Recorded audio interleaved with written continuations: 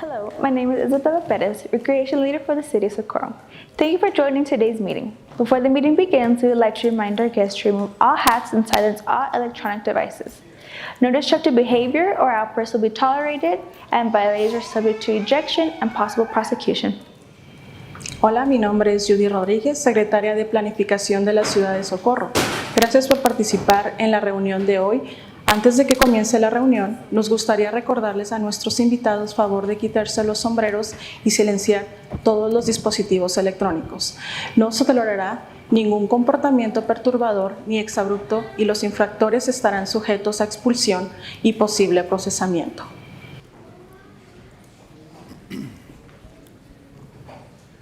Good evening, everyone. Buenas tardes. I want to welcome you all to the Socorro City Council meeting posted for June 5th of 2025. It is now 6:07 p.m. and I call this meeting to order. As always, we want to start off with the Pledge of Allegiance. And with us today are students from the Escontria STEAM Academy that are going to lead us in the pledge. And before we begin with our Pledge of Allegiance, I do want to acknowledge our County Commissioner, Ileana Holguin, Precinct 3. Welcome. And former Mayor Trini And Lopez. former Mayor Trini Lopez.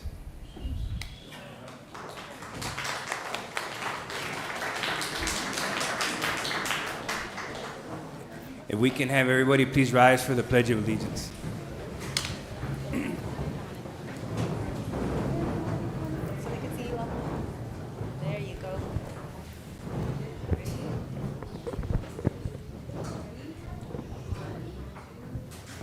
I pledge allegiance to the flag of the United States of America and to the republic for which it stands, one nation, under God, indivisible, with liberty and justice for all.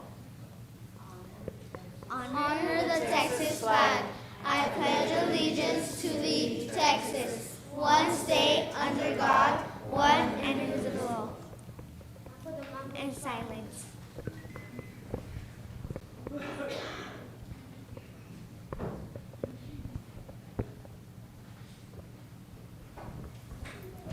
Thank you. God bless America and God bless Socorro, Texas. At this time, we want to acknowledge our students. And we have a special guest with us today, Natalia Chavez from Rojas Elementary. And Natalia, we have your certificate. The thing is we ran out of ink because your name is so long, so we're going to have that ready for you tomorrow, okay? And I'm going to have Representative Cordero call these names out. And if you guys can, come up here and shake our hands because we want to be able to shake your hands and congratulate you all for leading us in the Pledge of Allegiance today, okay? Elisandro Figueroa.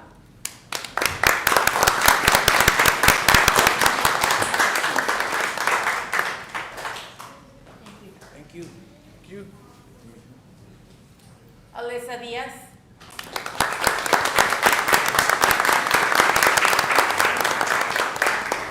Thank you. Justin Chavez.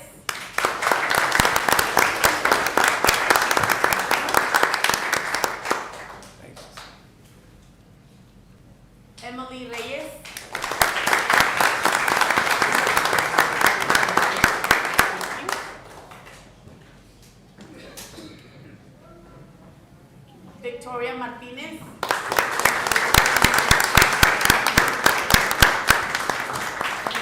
Natalia Chavez. Natalia Chávez.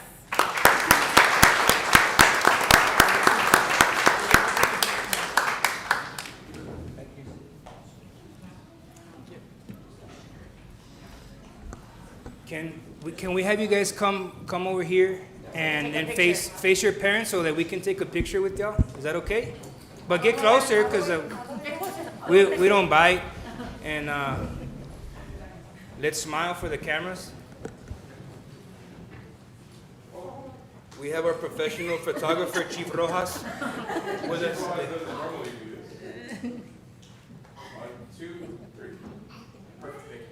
Thank you, Chief.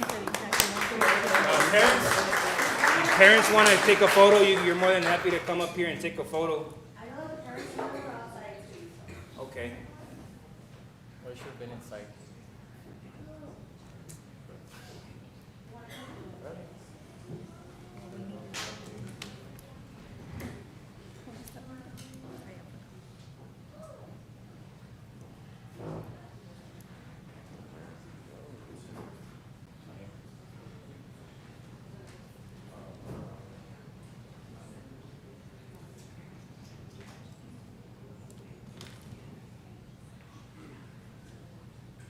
All right, thank you all. Thank you. Thanks again. All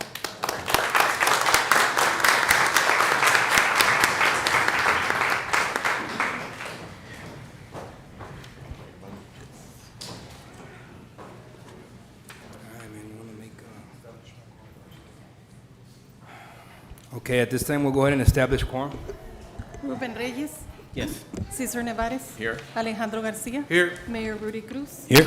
Gina Cordero. Here. And Irene Rojas. Here. Mayor, we have a quorum. Thank you, Ms. Navarro. Mayor, Yes, Mr. Garcia. I'd like to make a motion to move items 5, 6, 7, 20, 21, and 30. Second. There's been a motion and second on the table to move items 5, 6, 7, 20, 21, and 30 up on the agenda. All those in favor say aye. Aye. Any opposed or abstained? That motion passes. We're going to go ahead and start off with the agenda item number 5. This is a recognition to Andres Gomez and Jesus Gomez for their outstanding artistic contributions, their commitment to community, and their lasting impact on the cultural life of our city. If you all notice the beautiful artwork that's displayed out there on the walls, this was all done by these two gentlemen here. And it outlines the rich history and culture of Socorro. You'll notice the artwork there. Those aren't just drawings on the wall. Those represent the history of Socorro, and it tells a story as well. So we want to thank you, gentlemen, today. And I see you guys got your Hecho en Socorro t-shirts on. If you guys want to come over here, we have something on behalf of the City of Socorro and the Socorro City Council, and we want to congratulate you all and recognize you guys here in front of the city here today.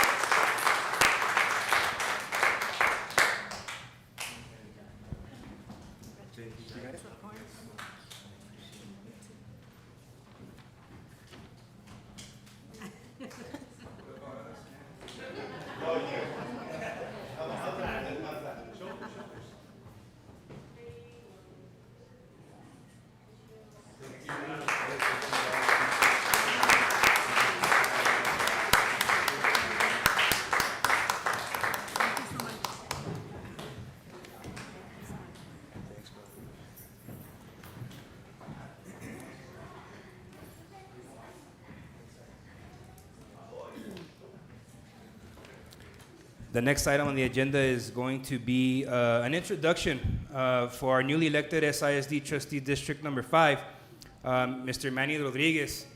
If I can have Mr. Rodriguez come up to the microphone, and if you'd like to share a few words.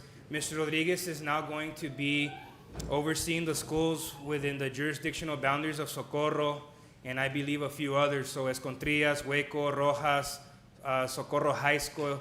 I'll let him go down the list, but Mr. Rodriguez is our newly elected official. We want to congratulate him, and we also wanted an introduction here for our newly elected SISD trustee. Welcome. Of course, thank you.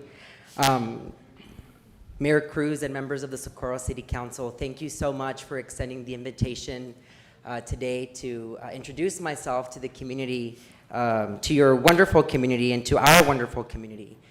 That is right. I do not take this responsibility lightly. Being a trustee member for the Socorro Independent School District is a very big responsibility.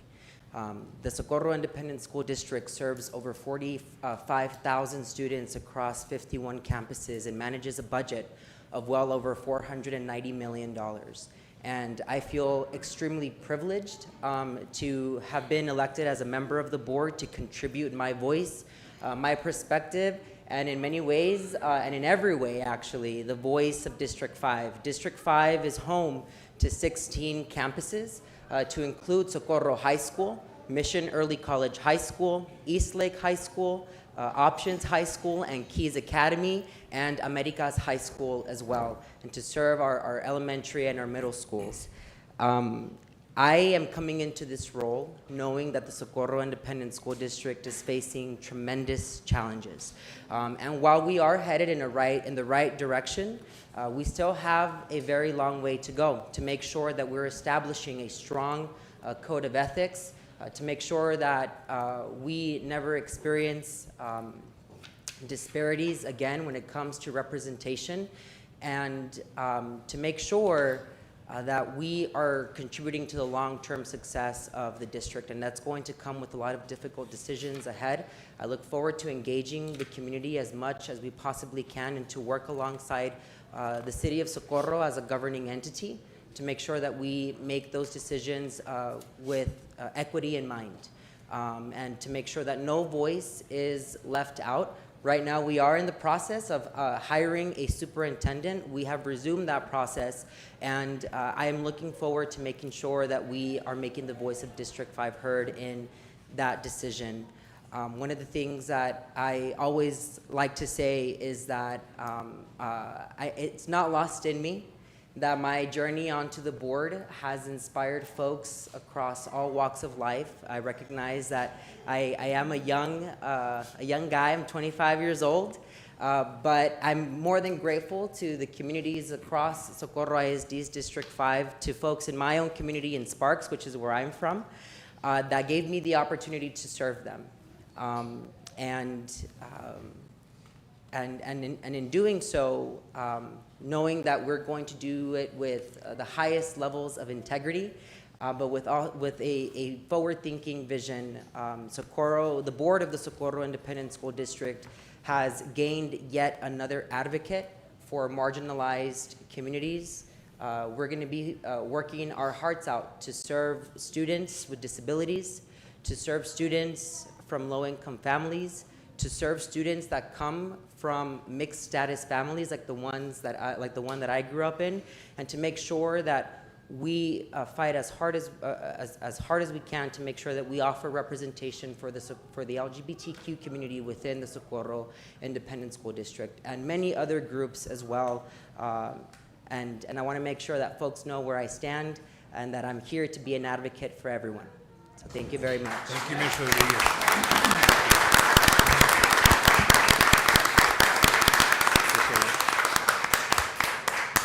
You know, before you step away, Mr. Rodriguez,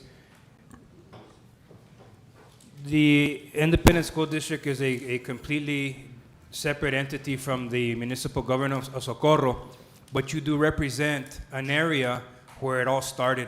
The Socorro Independent School District is named after this community and this city and its pioneers, and we appreciate having somebody like you who's going to lead and guide, and also lead with passion and dignity, because that's something that we've lacked for so many years. And this community is going to work hard to work closely with the school district so that our kids are given the education and the privileges and all of the opportunities that they deserve. So we appreciate you being here with us today. Thank you so much. That's right. And one thing that I forgot to mention in my remarks, and you just reminded me of it, I'm privileged to represent the heart of Socorro ISD. Thank you so much. Thank you. Thank you.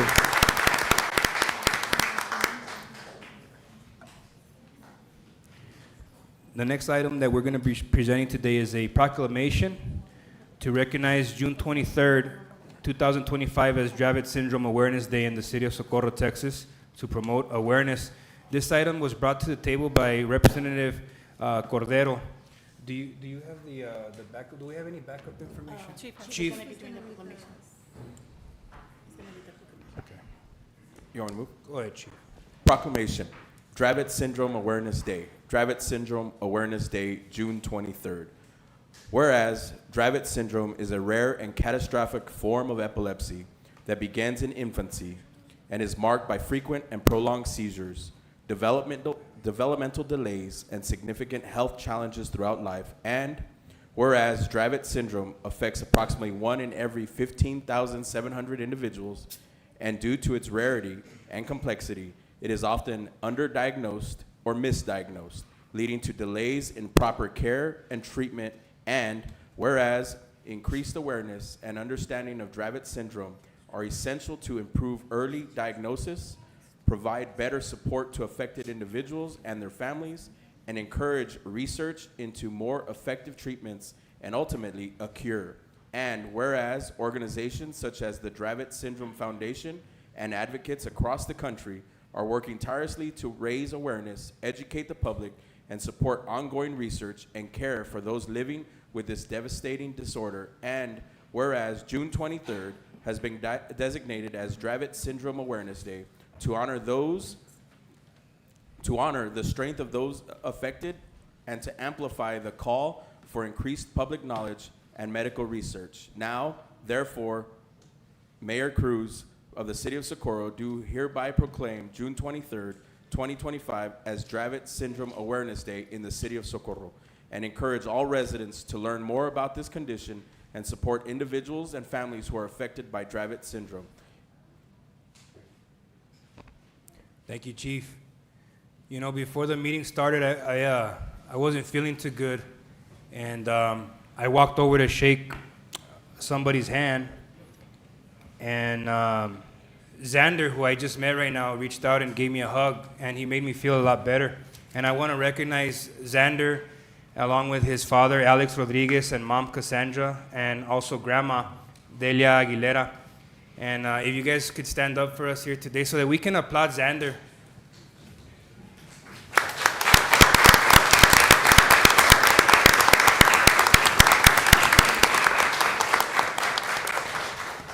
At this time, I want to offer you all a moment if you'd like to share any words with us here today. Good, thank you.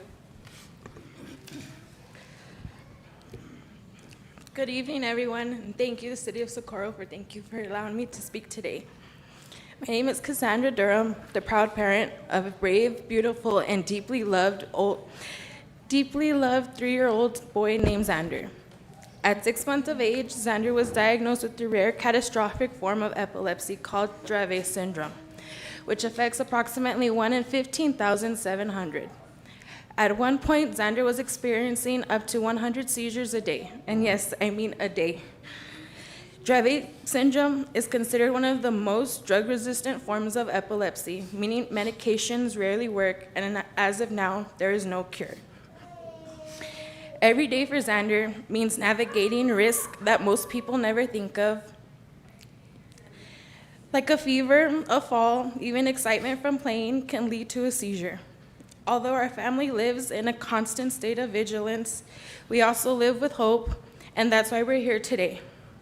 Awareness saves lives, early diagnosis leads to better outcomes, and more awareness means more research, more funding to the Dravet Foundation, and more support for families like mine.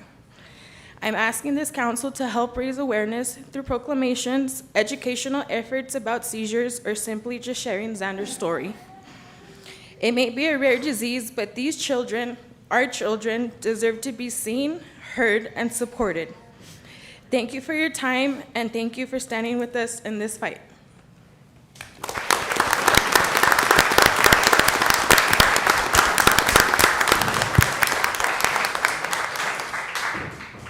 Can we help spread awareness through our social media page, and can we take a photo with you all? Of course, Yeah? yes. All right. Yeah.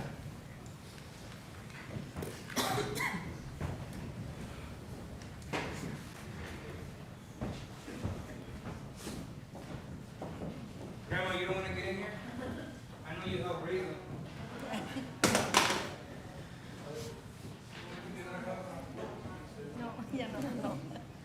Just one.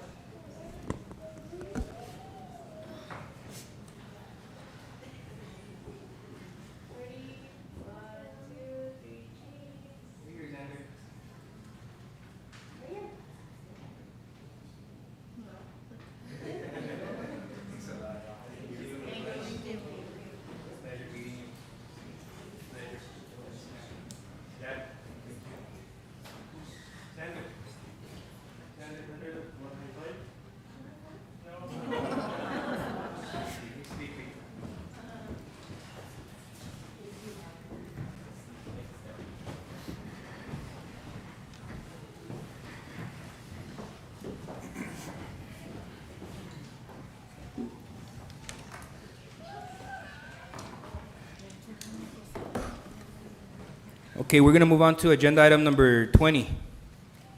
And let me see here. Can I ask you to help me? Item number 20 is discussion and action to authorize Resolution 818, recognizing the Dusty Tap located at 10297 Socorro Road in Socorro, Texas 79927. As Socorro Small Business of the Quarter and the Food and Cafe Gallery. Motion to approve. Second. There's a motion and second on the table. All those in favor say aye. Aye. That motion passes. You want to read that resolution for me? Oh my God. The 818? Yeah, we're going to read 818.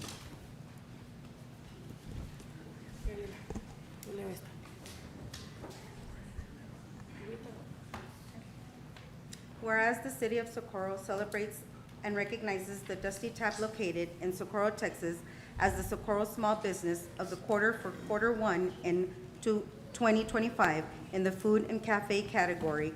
And whereas the city of Socorro recognizes the spirit of entrepreneurship and celebrates the success of the Dusty Tap and its invaluable contributions to our local economy.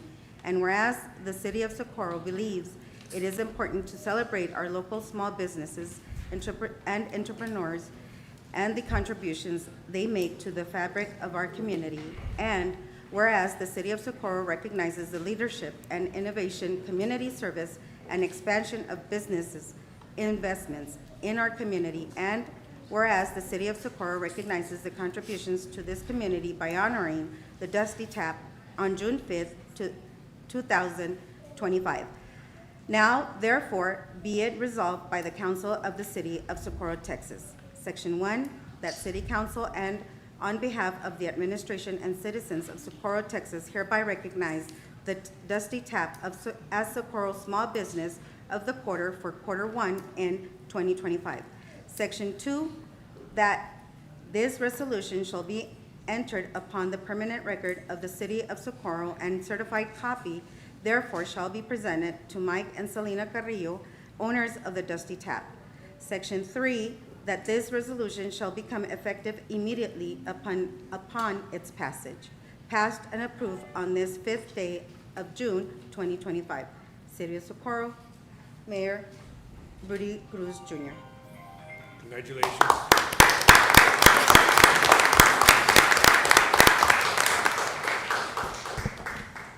Would you like to share a few words, or because we do have a resolution for you that we'd like to provide you with here?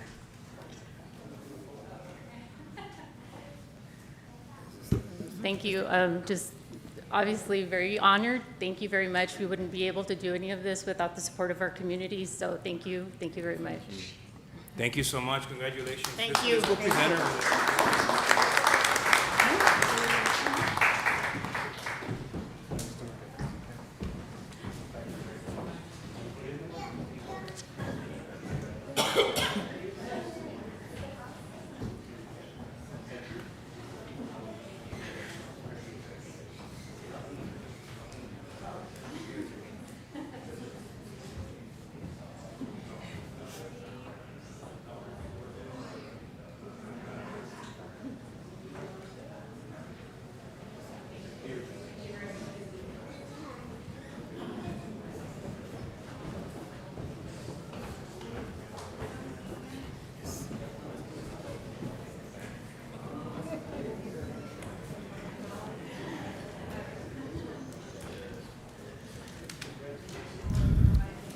We have one more resolution. This is agenda item number 21.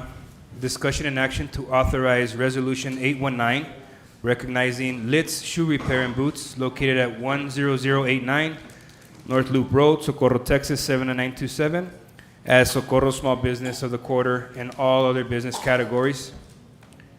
And I'm going to have Ms. Rojas also read that Do we have a resolution. motion?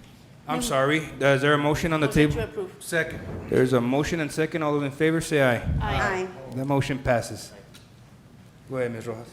Resolution 819, whereas the City of Socorro celebrates and recognizes Litz Shoe Repair and Boots located in Socorro, Texas, as the small business of the quarter for quarter one in 2025 in all other business category, and whereas the City of Socorro recognizes the spirit of entrepreneurship and celebrates the success of Litz Shoe Repair and Boots and its invaluable contributions to our local economy, and whereas the City of Socorro believes it is important to celebrate our local small businesses and entrepreneurs and the contributions they make to the fabric of our community, and whereas the City of Socorro recognizes the leadership, innovation, and community service and expansion of business investments in our community, and whereas the City of Socorro recognizes the contributions of this community by honoring Litz Shoe Repair and Boots on June 5th,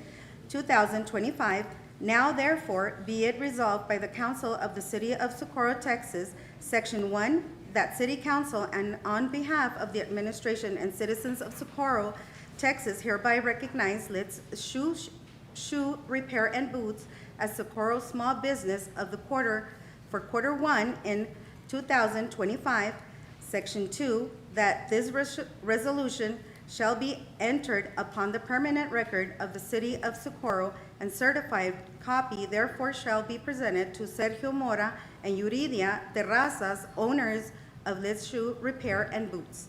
Section 3, that this resolution shall become effective immediately upon its passage. Passed and approved on this 5th day of June 2025, City of Socorro, Mayor Rudy Cruz, Jr.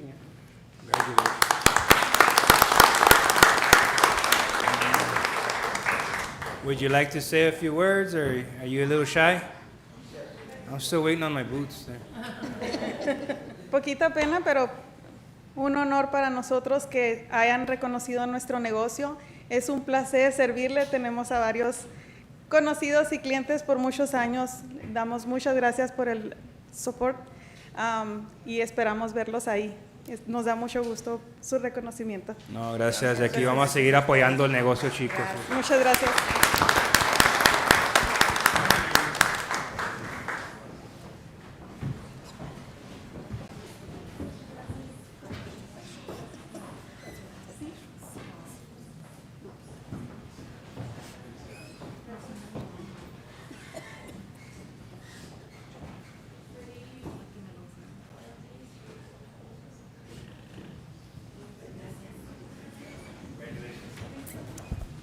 Mayor, before you guys take a seat, is it okay if I get a picture with council? I forgot to ask for one while I was up here.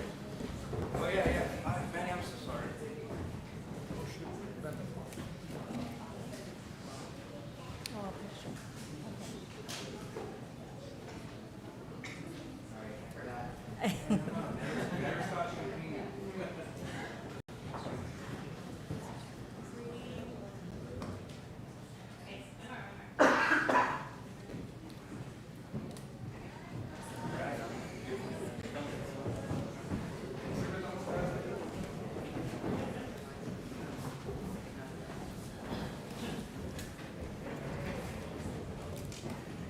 Okay, we're moving on to item number 30. This is discussion and action to adopt Socorro Avanzando, the 2025 to 2028 Transit Development Plan for the City of Socorro. Motion to approve with staff recommendation. Second. There's a motion and a second to approve with staff recommendation. All those in favor say aye. Aye. Mayor, we have several speakers for this item. And we have a presentation. Okay, do we want let's get our speakers up here first. Okay. Let's get our speakers. Go ahead and Ms. Navarro and start calling out our speakers. I do want to make a note, Ms. Navarro. I'm sorry to interrupt you. The entire public comment section for our meetings is allotted 30 minutes. But we've already communicated with the residents, and what we want to do is afford as many people as possible the opportunity to speak here today. And so every single council meeting that we have, you all are more than welcome to come speak here in public comment on any subject, for any topic. Right now, since we're on the topic of discussion for item number 30, we're going to go ahead and have those speakers who signed up for that item to come up here to the podium to speak. Blanca Vargas.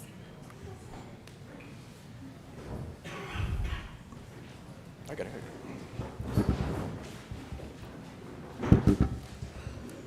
And I also want to add, if you feel more comfortable speaking in English or Spanish, you're more than welcome to speak in either English or Spanish. I think everybody, I don't know if English or Spanish, either one.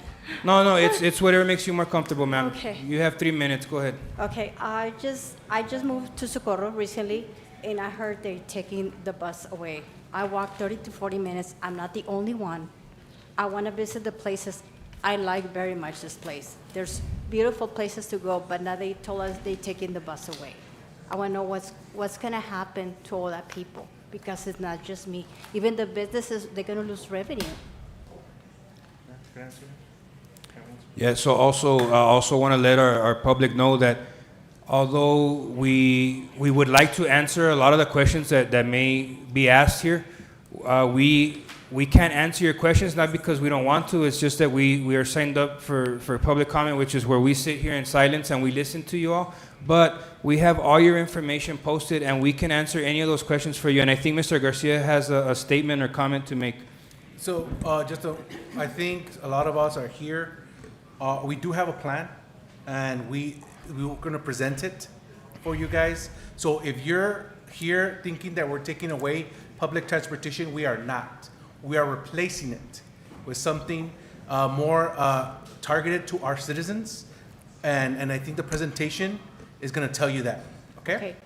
Are they going to still stop on the street of Socorro or just certain areas? Wherever you want, they're going to stop. So if next month, I don't have to worry that I have a way to go to Yes, work, ma'am. or the kids go to school, Exactly. or the business going to lose Exactly. they're gonna lose So business. with this presentation that they're going to give you, is going to answer all your questions. And if you have more, I will let you come back and ask us more questions. So I can and come they back can be and ask you a directed question to- and have a question, sir. Excuse me? I can come back after the Yes. presentation and have a Yeah, question? so I'm going to have my counsel just refrain from Okay, my bad. answering. We want to make sure that our statements are factual statements, nothing else. If our residents have any questions, we can provide answers to them outside of the public comment section. But we have your information, and you can always reach out to the city so we can get those questions answered for you. Do you have any more comments to make, ma'am? Not at the moment, sir. I hope the presentation can help me with something. If not, I'll come back to you, sir. Yes, ma'am. if Thank you. that's Yes, okay. ma'am. Thank you. Thank you. Mayor, Okay. and just for clarification, this isn't considered public comment. They're actually speaking on the item. So are we allowed to answer the On the item? constituents? Yes, sir, you are. Okay, all right. Right, so we're on item number 30. Okay, my apologies, ma'am. Lisa Ibarra.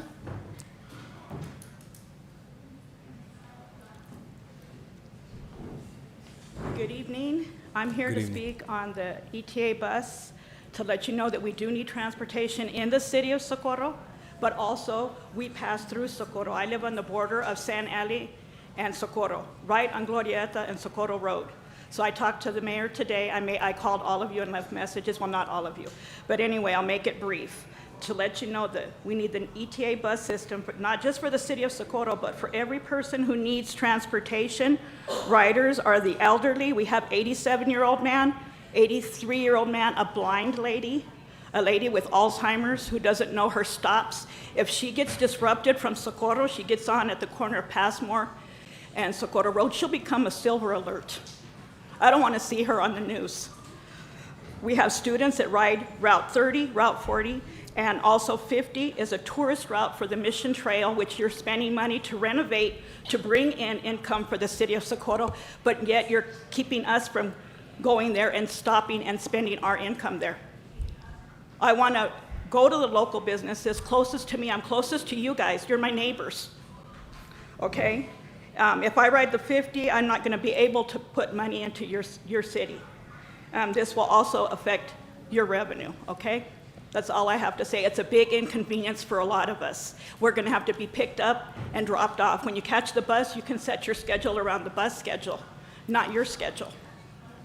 Ms. See what I Ibarra, mean? your time is up. Thank you. Thank you, ma'am. Good night. Rosa Zaragoza.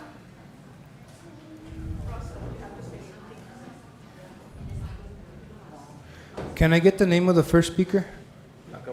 Blanca, I'm sorry, Blanca Vargas. Blanca, okay, thank you. Rosa Zaragoza.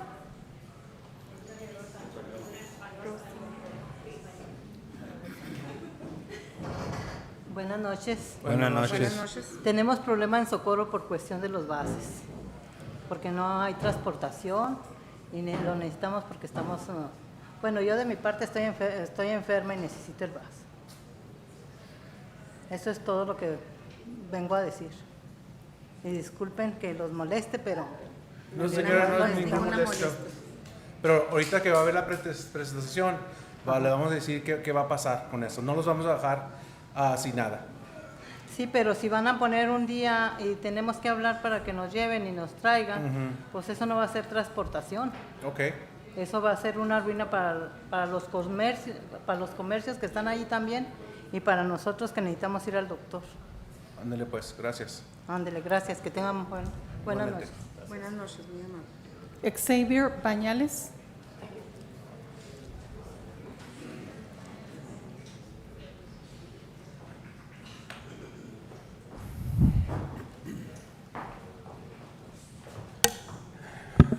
Good evening. Good evening, Mayor, Mr. Mayor. members of City Council. My name is Javier Bañales.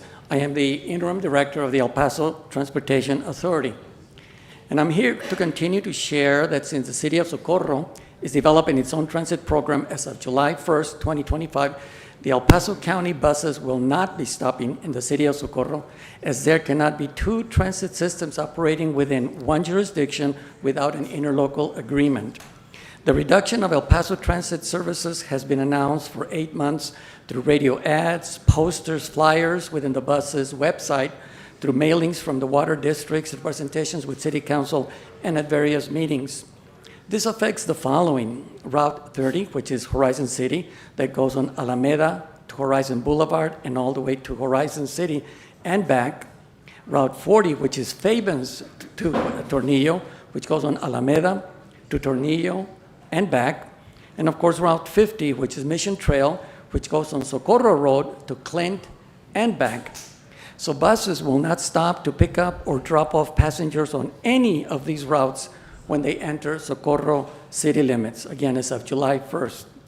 Persons who use El Paso County buses and who live in Horizon City, San Elizario, Isleta, Fabens, Tornillo, Clint, City of El Paso, or unincorporated communities adjacent to Socorro, and who want to go to Socorro to shop at Walmart, doctor's appointments, dental appointments, grocery shopping, Socorro High School, middle schools, Vista Market, the Tiwa Cultural Center, or restaurants, or to visit family and friends, will need to find another means of transportation because the buses will not stop within the city of Socorro.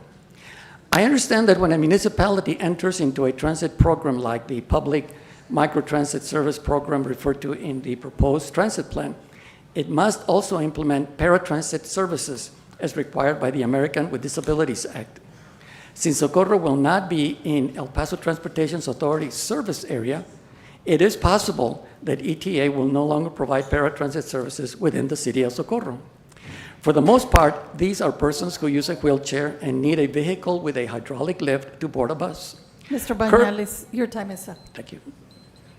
Thank you, Mr. Bañales. Thank you. Manny Rodriguez.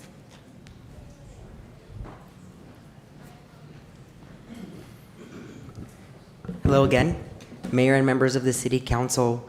I wanted to, and I get 3 minutes, right? 1.5. 1.5. I wanted to just quickly raise my concerns about the vote that you all are going to take today. As an individual that walked the city of Socorro and developed relationships with several of your residents, I got a chance to learn a lot about their stories and how they rely on public services to move around. to make sure that they live with dignity. And so for me, this is more a question of quality of life issue. Making sure that folks are working in collaboration with our regional governmental entities to enhance those very same services. Ultimately, I respect the decision that you all will take today, and I just want to make sure that I make my position clear, and that hopefully you take into consideration the long-term sustainability of the transit system that you all are proposing. I know that right now governmental entities are experiencing significant budgetary constraints and challenges, and so I hope that you take that into account when you do make this decision. I'm a firm believer that when governmental entities work together, that we enhance services for all. And so that's all that I want to say with my time. Thank you. Thank you. Paula Garcia.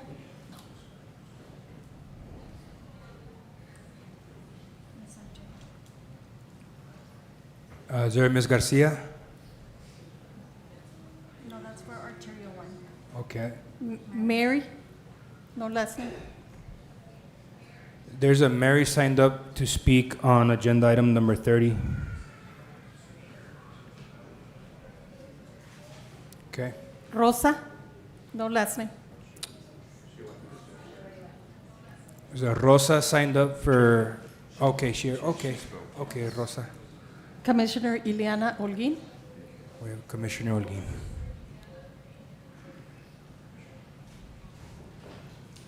Good afternoon, Mayor Cruz, Council, City Manager Rodarte. I will be very brief. I understand we only have a minute and a half. As you all know, I have appeared before this body on multiple occasions to encourage the City of Socorro to participate in the El Paso Transit Authority, because I believe that that is the best way to serve the residents of the City of Socorro. This body today is considering adopting its own plan to establish its own service, which of course I believe it was Trustee Rodriguez said that is well within the right of this body. I just do feel the need to express some of the concerns that I have regarding the delays that are inherent in the implementation of a brand new bus system. I understand that there are, of course, the process for becoming a direct recipient to receive federal formula funds is a process that can take between 9 and 12 months. We are at a point where bus service will be stopping here in the City of Socorro, as Mr. Bañales was explaining, by the end of the month. And I am very worried about the ability of Socorro residents to get to work, to get to school, to get to the grocery store, to get to all of the places that they need to get. I've looked at the presentation, which I had hoped we'd be able to see before we made our public comments, but there are other issues that worry me that were pointed out in the presentation, such as the fact that there are a lot of assumptions regarding grant funding that will be able to be obtained. If that grant funding is not obtained to fund this Commissioner new Holguin, system, your time is up. I'm afraid that the residents will continue to see delays in bus system. Thank you very much. Thank you, Commissioner. Mayor, those were all our speakers. Okay, we have two separate categories for public comment today, but we're going to go ahead and move back into our agenda. Correct. We have a presentation. I'm Yes. sorry. Yes. So the City of Socorro has partnered with the Goodman Corporation to develop a transit development plan aimed to enhancing transit services to better meet the needs of our community. This item is to adopt the Socorro Avanzando 2025-2028 Transit Development Plan for the City of Socorro. We are pleased to welcome Jonathan Brooks, representing the Goodman Corporation, who will be presenting on the details of the Socorro Avanzando 2025-2028 Transit Development Plan. Welcome. Thank you, Ms. Rodarte. Mayor, council members, it's a pleasure to be with you. It's also been a pleasure to work with your staff, with your community for the last 9 months to make an informed decision about what should be and could be the future for transit in Socorro. This is not a decision that I know the city takes lightly, and the process actually began before 9 months ago. That's just when I got engaged in my team. I want to recognize we also had a partner, Contour Engineers, that did a lot of the engagement work. This process has involved iterative analysis, multiple rounds of public engagement in many different forms, including taking burritos to bus stops and trying to meet riders at bus stops, at community events where people were already coming.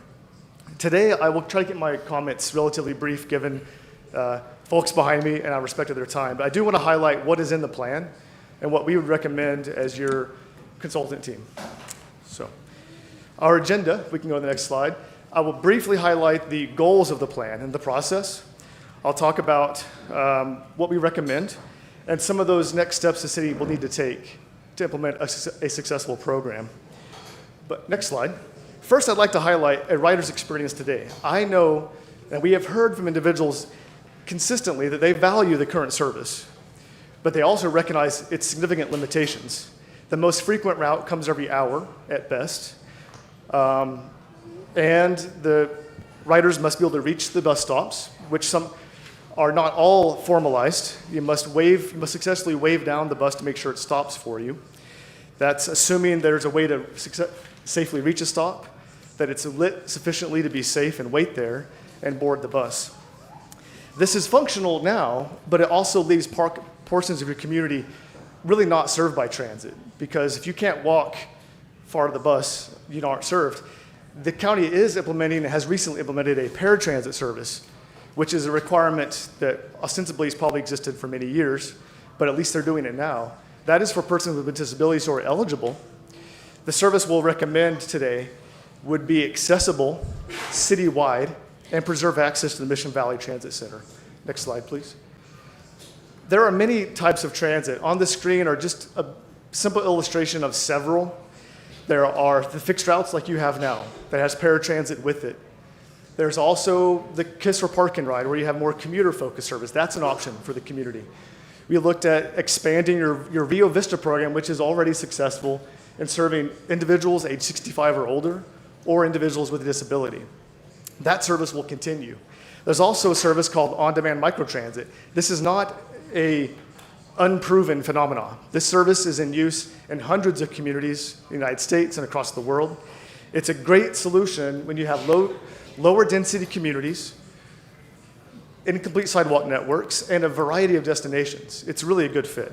Next slide.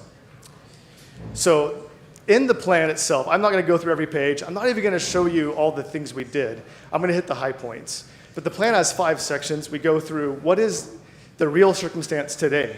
How do ETA's routes perform compared to peers? Could you achieve a similar or better cost per trip that the city controls and ensures the quality? What are some of the recent developments and plans for transit? What types of demand exist in the community? What kind of change is happening in Socorro that might relate to how you provide transit? And then what can Socorro potentially do? Next slide. So let's briefly dig in. Next slide. The vision for this planning process and for the plan for everyone behind me as well is that this is charting a course for the future of Socorro. It did not exclude the option or the consideration for continuing or choosing to join the county's El Paso Transportation Authority. The vision was to simply chart a course, that the city's due diligence. Next slide. The minimum goal was to explore what could you do to preserve the same level of quality of transit. We never considered reducing service. That was not even a question. The question was, what could you do to potentially increase the quality of service? Next slide. So, we had a few goals there. Pardon me, my voice is going to go. We wanted to engage the public. We did that. We provided educational information to everyone that we engaged. We envisioned with individuals and with your staff, with your riders.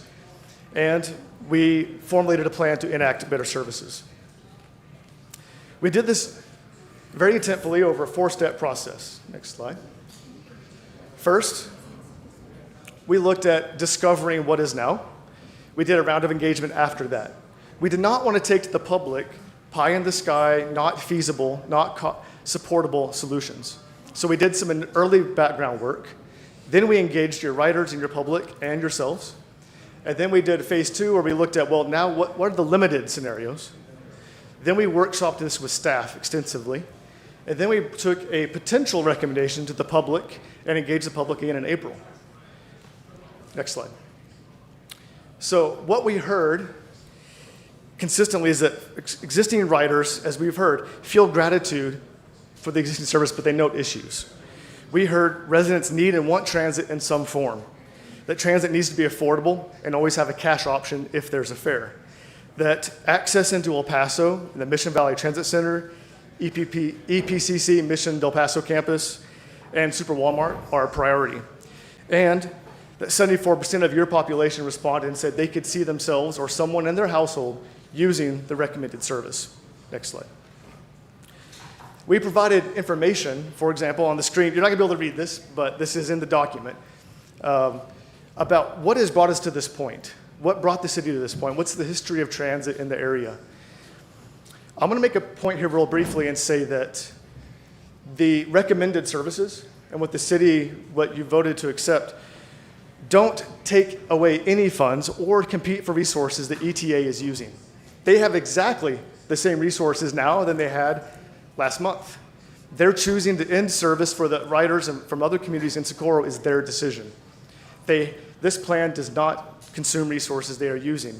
It would unlock the city's access to urban funds that the county has never chosen to access, and that your population generate for the El Paso region that are currently used by Sun Metro.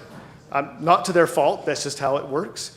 But now that you have a transit development plan and you pursue a status with FTA, you can unlock the funds you've already been generating for more than 15 years that have never benefited your community. Next slide. Again, we heard from the majority of people that as long as there's a service that covers the whole city, that's accessible, the city can afford, that leverages federal money, then the city controls the quality of it.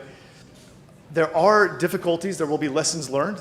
Any new program is going to have that. That's a reality. But there is a possibility here. Next slide. So what is the next stop? You actually go 2 slides forward to recommended services. We would recommend that you continue the Rio Vista program. It's an excellent program. Everyone age 65 or older is eligible. Everyone with a disability is eligible. Your city already has accessible vehicles with wheelchair lifts, as you heard the county folks mention. You have the fleet to do this. There's also a county-wide service called Vamonos Vanpool. I believe they reauthorized this in January. This is region-wide. If you're a commuter or a student, and you can find a group of people that share a destination, you can form a heavily subsidized trip, a very affordable trip to go to that regional place from anywhere in the county. That's not part of ETA, and you would still have access to that. You could help residents access the van pool. But we do recommend you establish a general public, not eligibility-based, no fare microtransit service. This would require almost identical amount of local support from the city general revenue, as ETA has been asking for, but it would leverage those federal funds, and you would have the program internally. But you can choose to go with any operator, and the TDP, the plan, includes analysis about all your different ways to deliver the service. You could contract for it. You could partner with Sun Metro. You could partner with ETA. They could be your contractor. You could pay them to do it. You can still control the service. You also have the vehicles and the staff that are motivated to implement this internally and pilot it. So what is microtransit? For everyone's information, microtransit is not new. It used to be called dial-a-ride, but that's an older service that usually had a day in advance reservation. Not everyone knows the trips they want to make 24 hours in advance, and then trips are rationed. This is a same-day service.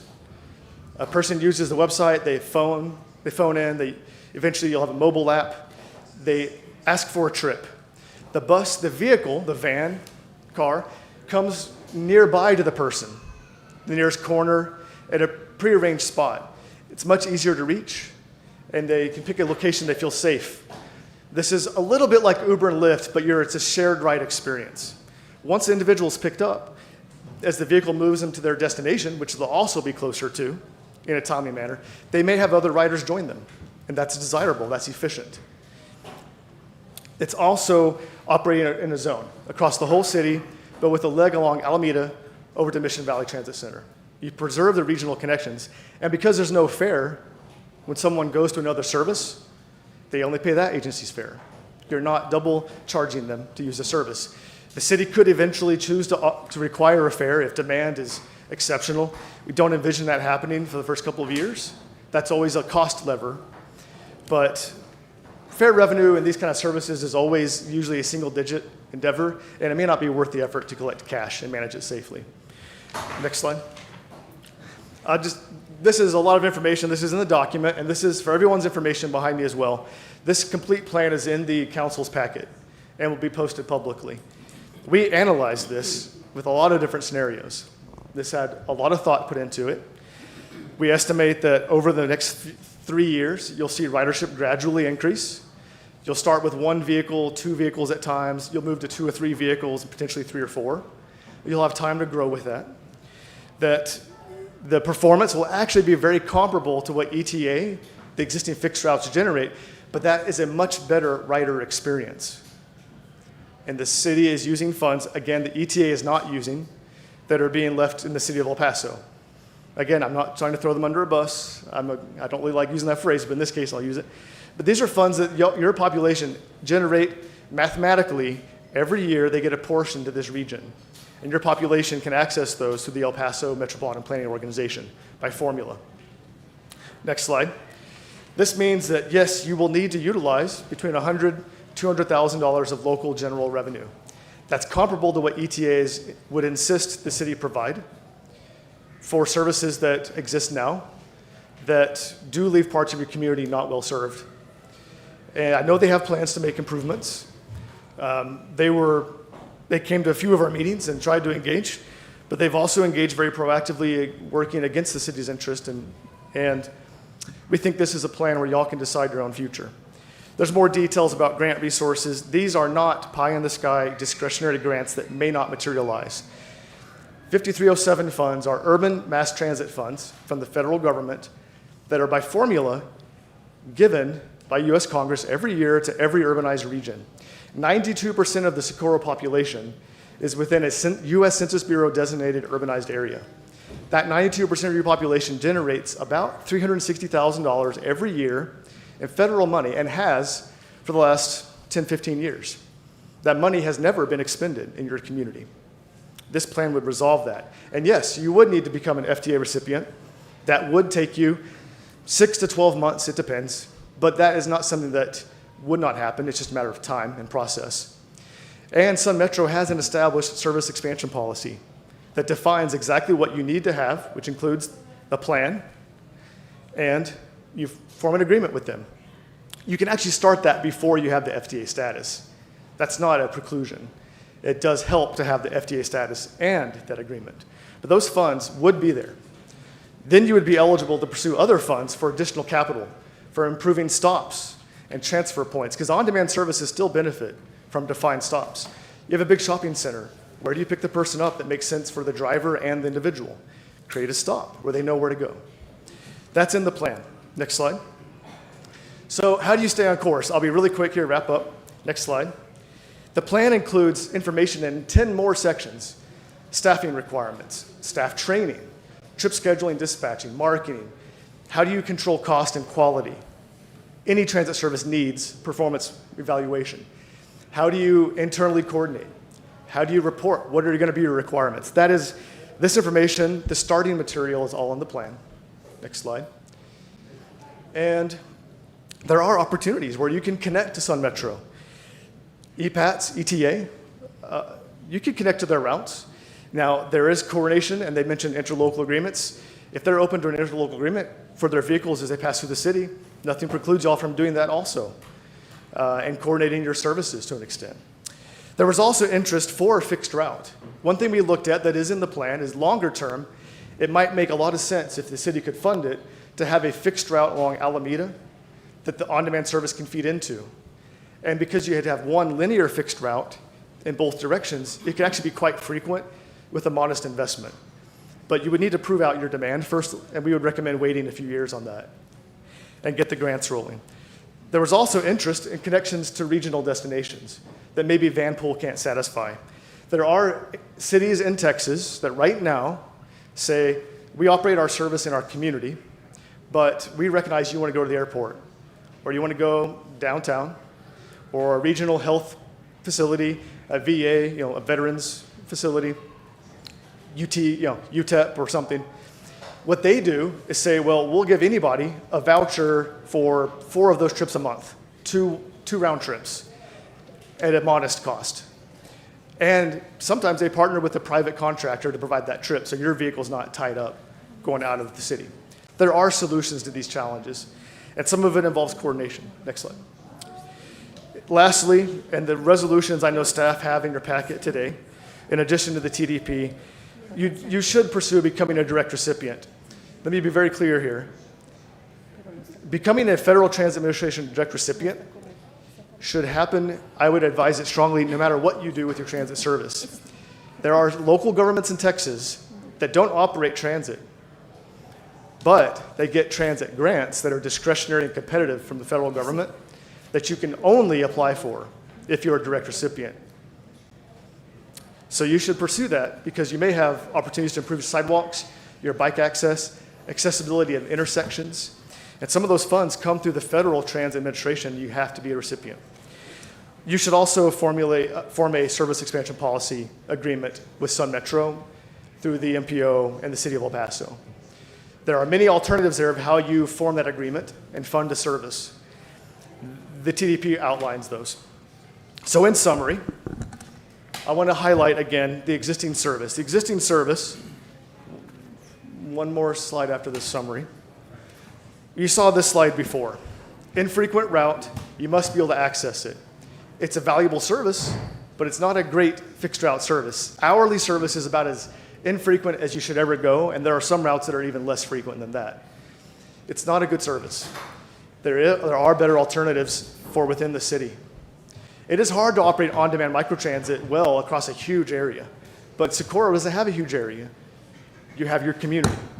The next slide illustrates what the rider's now experience will be. They'll request a ride by phone or an app in the future. They'll wait less than 30 minutes. They'll be picked up near where they already are. They'll say hello to the driver who already expects them, and they'll pay no fare, and they'll share a ride and travel to a local destination. And they'll be safely dropped off at a curb location near their destination. There will be things to work out. There will be lessons learned. But this is not new. It's not impossible. And you can afford it at about the same amount of money as ETA is asking for. If your demand is exceptional and you're wildly successful, it's possible you spend a fraction more. But again, that's because you've been successful and you have a great service. And you would see that coming. And you could always, as a city, make choices about how you procure a partner or, expand your service. That's my remarks. It's been a genuine pleasure to work with your community and help to chart the course for transit. We believe strongly in this recommendation and in our math behind it and in the engagement that we did over the 9 months. We have been there with your community, driven all over the roads. I have, just so you know, personally, I grew up in a small town, not in this area, but by Amarillo. That's not growing. We don't have y'all same challenges up there. But I've also had a CDL. I drove buses, the big MCI 4500 motor coaches. I've worked in dispatch, and I've been a supervisor. Now I have a degree in geography and planning, and I love planning transit services with communities. I'm not here to tell you all the things that you already know about your community, but based on the analysis and engagement, we feel this is clearly supported. And whatever you choose to do long-term, your individuals in your community and your neighboring communities do need transit. That's absolutely the case. So thank you for the time. Thank you.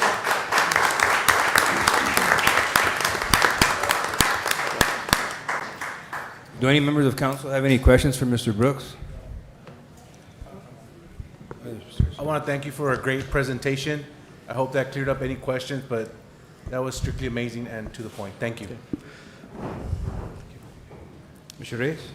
If council decides to approve this item, I think it's very important to have community meetings to make sure to and explain what the changes, if there are going to be any changes made to store transportation. I think I've gotten a lot of calls, and maybe a lot of council has gotten calls, and more than anything, they're misinformed. They told me that we're taking everything away from them, and they're not going to be able to use the bus anymore.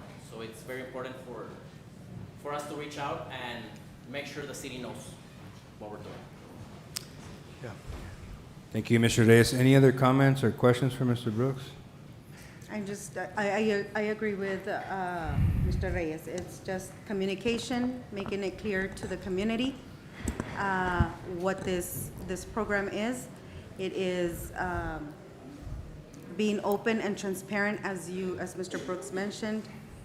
There's, things that lessons learned and so forth, but our city is growing, it's moving forward, new direction, and it's just being transparent with the community. That's all. Thank you. I guess my question for Mr. Brooks is one of the things that this council has worked towards is being fiscally responsible, because these are tax dollars by the residents of this community. I just want to make sure that should it be the desire of this council to move forward after taking action on this item, and it say it does get approved or denied, but should it get approved, and should it be the desire of the council during the transition phase, is this city ready to take on the current routes that it's seen? Are we ready to transition from the county buses stopping service and Socorro picking up right after that? Are we ready for that? I will start to answer, but I also might invite Ms. Rodarte if she wanted to chime in. We've had this discussion with your staff. This is something we've been thinking about and planning about quite a while. You have the fleet, which is usually the biggest hurdle for a new service. You have the fleet, and you have staffing. The cost in the document, for example, this might help answer your question. We specifically went through with staff and looked at what positions do you have now, what additional labor hours and what types of staffing would you need. And I know there are already actions being taken to stand up folks being available at 6 a.m. to take reservations and be available to coordinate the service. To make sure the vehicles every day have a pre-trip and are ready to go, and a post-trip in the afternoon, evening. So will say again that there will always be some things you learn along the way, but to start a service, to take a phone call, to start to coordinate, to use the TripMaster software that the city's already been standing up for the Rio Vista program. Yes, Mayor, I do believe your staff are ready to dip their toes into that. And we laid out the chart, the path for that. One other little thing, you'll be starting with local funds purely until you sort out pulling down those federal funds. That gives you some latitude. I would recommend, and we do recommend in the document, that you start your program with federal compliance in mind, but you actually have more flexibility until you accept that first federal dollar for the program. But regardless, there are resources that are readily available, training materials, to make sure that everyone really performs a good service that's safe for riders, safe for staff, a dignified, good experience. So. I think one of the other questions that this council had also was, I want to understand it as a business plan when it just rolls out. So you're putting it together for the city. In that plan, because I know there's more details than what's been presented here. It's a detailed document. It's a living document. It's going to change over the course of the years and as the city grows and trends change. Have we taken into account also operational costs to include maintenance of our vehicles, fuel consumption, and all that? That's all drafted in? Yes, I'm happy to reassure you that the operating expense bar, row, represents maintenance, vehicle maintenance, both wear and tear, but also major mechanical failure. We use some industry standard, kind of based on your vehicle types, and you start to set aside funds for that, or assume, because those don't come in a linear cost form month to month. Maintenance is in there. Your operations, both management and drivers, fuel, both electricity and gasoline, are quantified based on your specific vehicles, and estimated mileage. And not just the miles when you're picking up people, but the miles when you don't have someone on board, when you're repositioning or taking it for maintenance. Those costs are in there. Those costs are specific to the city. The overall cost per hour in the first year might be in the low $40 range. The city can achieve that because we look specifically at your labor rates, your fringe benefits, full and part-time mix of staff, and the hours required, and we built that out. The private sector would operate an on-demand service more at the $70 to $80 range right now, sometimes a little bit higher, but that includes profit and assumption of risk and other factors. Because you already have the vehicles, the vehicle capital doesn't come into play for the first 18 months or so. And then you would start the process to procure replacement vehicles. You have the vehicles you need to start. And when we're not looking to turn a profit. This is ultimately to offer a service of high quality, and talking about quality of life, we want our residents to receive the best transit system that's been made available to them. Mr. Garcia, I had a question for you as well. It's not a question, but a comment.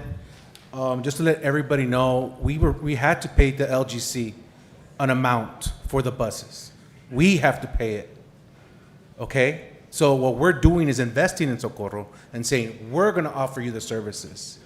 Okay? That's what we're doing. What we're doing and saying, I believe in Socorro, we can do it. And what our constituents want is better service, and that's what they're going to get. This is what we're talking about. This is what we're investing in. This is what we're doing. It's for our constituents because it's the same amount what you pay for the county, for the LGC, and what we're doing here. But what we're doing is giving the power to our constituents to say, I want to go here and I want to go there. Instead of saying, I got to walk there and then transfer or whatever it is. So this is what we're doing because the LGC is not free. The buses are not free. We still have to pay an exorbitant amount of money. But what we did, or what we're about to do, is say, we're going to pay into Socorro to get our own transit system, to make you tell us what you want. You can call and say, I want to go here, and that's what's going to happen. And that's the power that we're giving to our constituents. Thank you.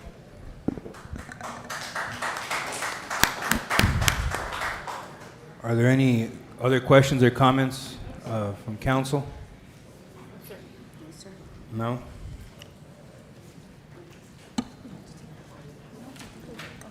Okay, so I believe, Ms. Navarro, was there already a motion and a second Yes, we do. for We this have a item motion. here? We had a motion and there was a vote. We took the vote before the presentation. Before the speakers. Okay, so for item 30, there is a motion and a second. All those in favor say aye. Aye. Aye. Any opposed or abstain? That motion passes.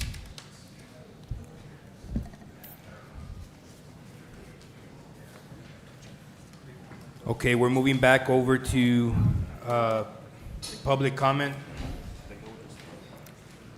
Yes, we're going on to public comment. Our first speaker is Edgar Carrasco.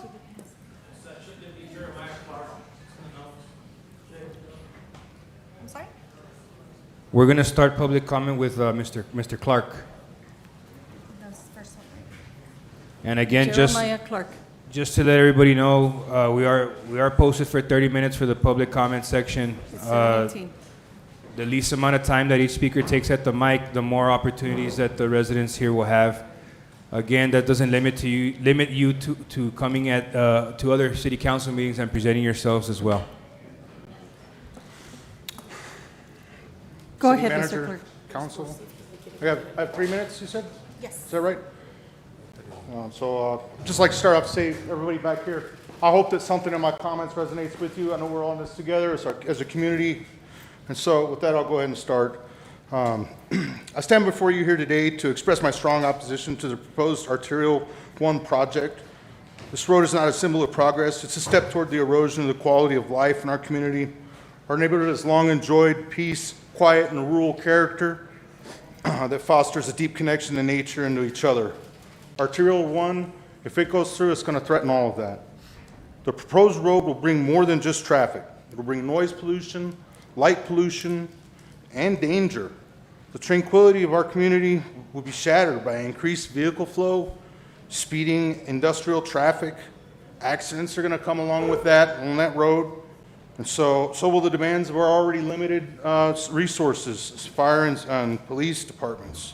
I don't think we're currently equipped to handle the volume of incidents that type of high-speed thoroughfare is going to invite into our community. Even more concerning is the real potential for increased crime. Rapid population growth, transient traffic, and poorly monitored industrial corridors create opportunities for criminal activity. This is not speculation. It's a pattern seen in many other communities that introduce similar infrastructure without adequate planning or investment in public safety. And it's something that I've experienced personally as a Socorro resident. The road will destroy access to the very land that makes this area special. Families walk these paths. Children ride bikes.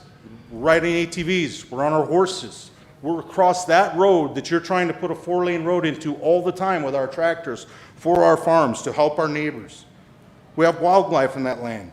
I had a quail in my neighborhood yesterday morning, right where the road's going to be. We have road runners. We have owls. We have cranes, ducks, raccoons, skunks, javelina come through there. We have squirrels in the neighborhood. All that wildlife is going to be affected. And it's one of the reasons why we've all gone to that area. Is that that road's going to decimate the natural habitat and sever the fragile ecological balance that still exists here. Once it's gone, it doesn't come back. Furthermore, the city's handling of this project has been disappointing at best. Minimal effort was made to inform the residents. Mailings were sparse, and the communication lacked detail and accessibility. Many of us found out about this project late in the process, myself about 3 weeks ago before we met at the Rojas Elementary. Far too late to have any meaningful input in the meetings that were already held and the decisions that were already made about this road. We've heard conflicting statements from members of the City Council about who's responsible for the project and its approvals, and that's all created a confusion and just eroded the trust that we had for the City Council and for the mayor and for the city manager.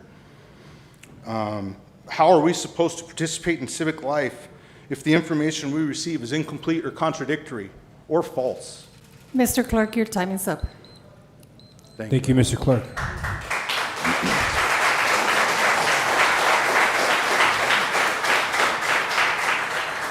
Edgar Carrasco.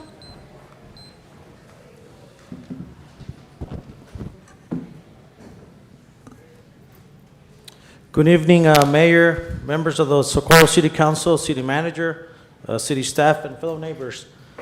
My name is Edgar Carrasco, and I stand here before you tonight representing my many concerned families from the Anderson Road community and the surrounding neighborhoods. We are here to speak from the heart, not just about roads, but about homes, families, heritage, and the future of Socorro. Before I begin, I would like to extend an open invitation to Mayor Rudy Cruz, members of the City Council, City Manager, city staff, TxDOT representatives, members of the consulting firm hired by the city for this project, and fellow residents and the press. We invite you to attend a public community meeting that will be held and be hosting on June 21st. This will be an opportunity for open dialogue about the proposed Arterial 1 project. Myself, Edgar Carrasco, and Jeremiah Clark will serve as points of contact for this meeting. We look forward to seeing all of you there, along with members of the public and the media. Now, regarding our concern, proposed Arterial 1 project threatens to bring our 4-lane industrial roadway through the very heart of our farms, ranches, and quiet homes. Many of us face the loss of our land, destruction of century-old pecan orchards, and the disappearance of wildlife that has thrived here for generations. Those of us that don't lose our homes will be living just feet away from a busy industrial corridor, facing increased noise, traffic, lighting, pollution, which will fundamentally change our way of life. Let me be clear, we're not opposed to progress, but we believe progress must be thoughtful, must respect the unique character of this community. We respectfully ask, why not use existing routes like the Clint Cutoff, which is already being expanded? Why pave through productive farmland when we better have better alternatives?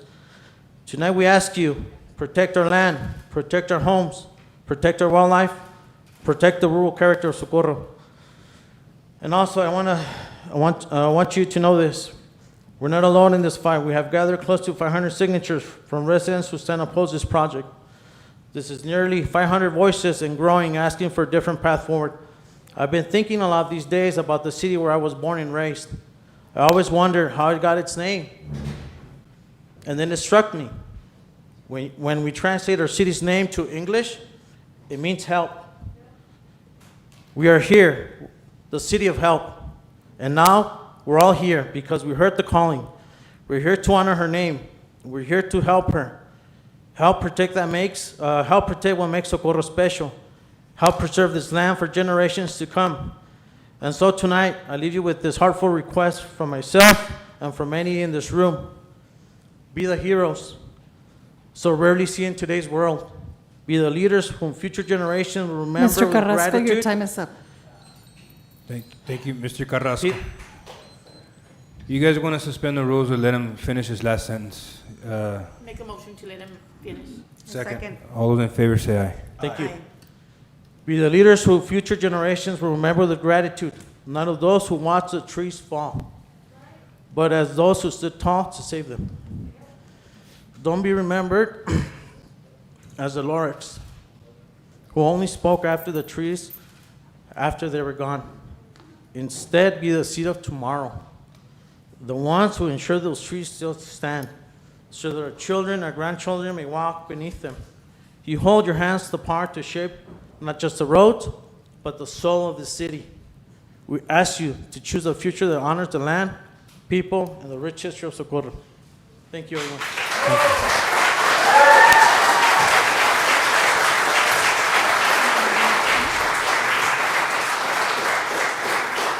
Ms. Navarro, next speaker. Ruth Dimas. Ruth Dimas.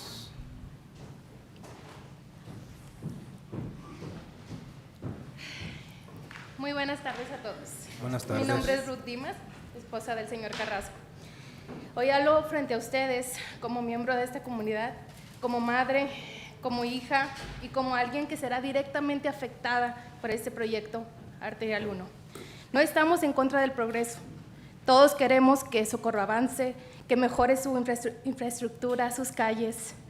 Pero el progreso no debe de venir a costa del sufrimiento de nuestras familias. Esta carretera no es solo una línea en el mapa, es una amenaza real para mi familia y para muchas otras. Nos quieren quitar nuestro hogar, nuestro lugar seguro, nuestro estilo de vida. No se trata solo de paredes, techos, se trata de lo que hemos construido con tanto esfuerzo, con amor en todos estos años. Sí al desarrollo, pero no así, no arrastrando nuestras vidas, no ignorando nuestras voces. Por eso los invitamos también de corazón a unirse este 21 de junio a la Junta Comunitaria, donde se hablará de este proyecto. Su presencia es muy importante, su voz importa. Informemos, participemos, defendamos lo que nos pertenece. El verdadero progreso une, no divide. El verdadero progreso escucha, no impone. Muchas gracias. Gracias.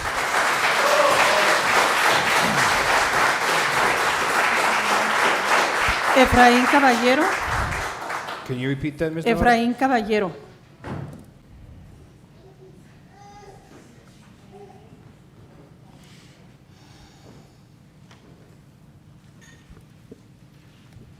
Good evening. Good evening. My name is Efraín Caballero, property owner of 723 Anderson. I'm here today to voice my concerns, stress, anger, and disappointment on what the city is planning to build. Arterial 1 is a project that should not be built, especially through our farmland and surrounding communities. This project will have a huge negative impact on our land, horses, livestock, and even wildlife by bringing in noise pollution, heavy traffic, smog, with the sorry.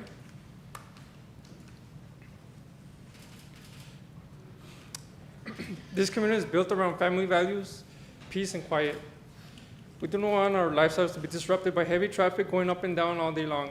We take pride in having our kids being out playing amongst themselves, having fields that produce, riding our horses up and down the street, and even attending rodeos that happen from time to time. All this would be in jeopardy if the city would approve 4 lanes to go right through that area. That area would not be safe anymore. Where there's 12 houses, 44 or 5, project would request demolishing homes where families have worked their whole lives to build with their sweat and tears. If this was you, your mom, your dad, or your kids, would you still be willing to build? We do not want an Arterial 1 project, and we do not want warehouses in our community as well. Keep our community green and united. Keep our farmland safe and protected. Keep our homes safe and protected. So we are here as a community of impacted residents to ask for a public meeting, like they said, June 21st, for you guys to attend. I pray that you find it within your heart and conscience that you do not approve Arterial 1. You'll be affecting many lives, families, and animals if you vote yes for this project. Save the farms, no to Arterial 1. Thank you. Thank you.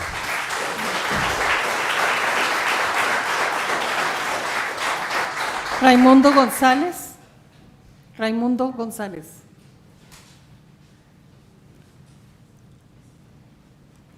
Rudy Rodriguez.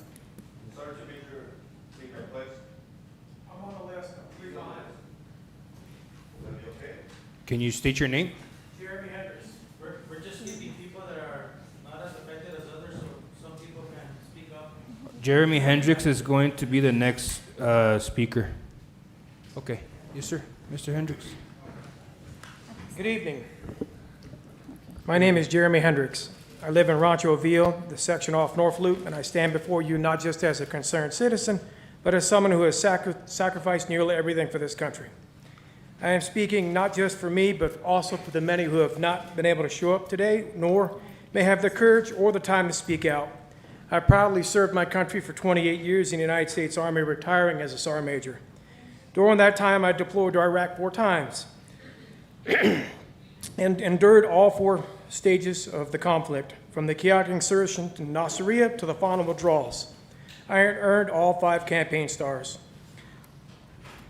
But more than that, during those deployments, I've lost friends and fellow soldiers, as you would expect in combat.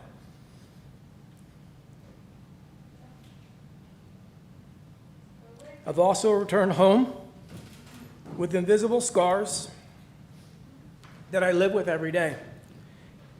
I am 100% disabled and battling PTSD. While I may look able-bodied, please do not mistake me for a whole. Until recently, I was a Floridian. I discovered El Paso, and everything changed. Here I earned my master's degree at UTEP. I fell in love with a local, vibrant community and the amazing food, and most importantly, I found my peace. I met my wife, a local woman, and yes, I'm trying to speed it up, who keeps me grounded and balanced. Together we purchased a beautiful home at the end of a quiet, dead-end neighborhood, one way in, one way out. Our neighbors are veterans, law enforcement, retired border patrol, and officers, and just good people. It's the kind of neighborhood you want your kids to grow up in. Behind my home, beyond the oil pipe fields, are acres and acres of farmlands and pecan trees, a peaceful natural refuge. But now it's all at risk. One day a flyer shows up announcing plans for a 4-lane road, a beautiful 4-lane road with a divided highway and sidewalks and a 30-foot tall bridge that's going to be bordering my boundary, overlooking my backyard. Everything that I worked so hard for is now threatened. My safe place, my sanctuary, where I could finally begin to heal. The neighborhood that I thought was just a place to live, the peace and the privacy here gives me the space to manage my PTSD. The sound of nature replaces the sound of conflict. The slow and steady rhythm of life here helps me remain calm and constant. And the constant restlessness inside me. This is where I can breathe without fear, where I can slowly work on healing the wounds that don't show. Now this sanctuary is at risk. The plan to build this 4-lane road and sidewalks with the bridge threatens my way of life, the traffic and the disruption of my way right to my doorstep. It threatens the very environment that allows me to keep fighting, to keep healing, and to recover from the PTSD that isn't easy. It takes time and patience above all. It takes a safe place. When that safe place is threatened, it's not just an inconvenience, a direct blow to my mental health and my well-being. The thought of losing that refuge and my hard work and that peace that is Mr. Hendricks, your time is up. I would like to make a motion to extend his time. Second. The motion and second to suspend. I'm almost the done. rules. Thank you. Go ahead, Sergeant Major.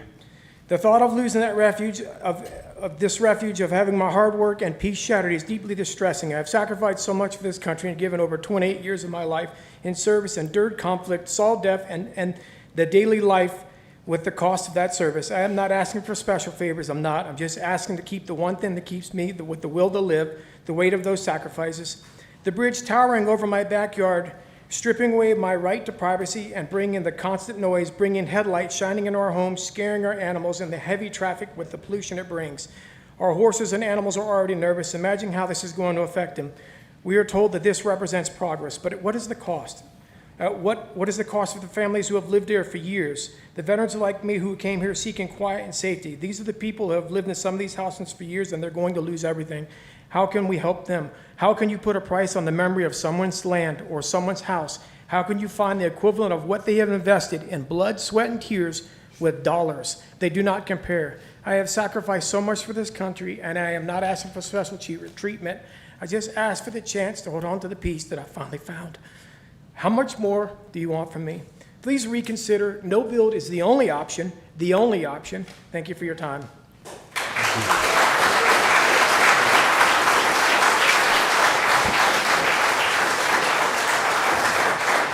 Rudy Rodriguez. Rudy Rodriguez.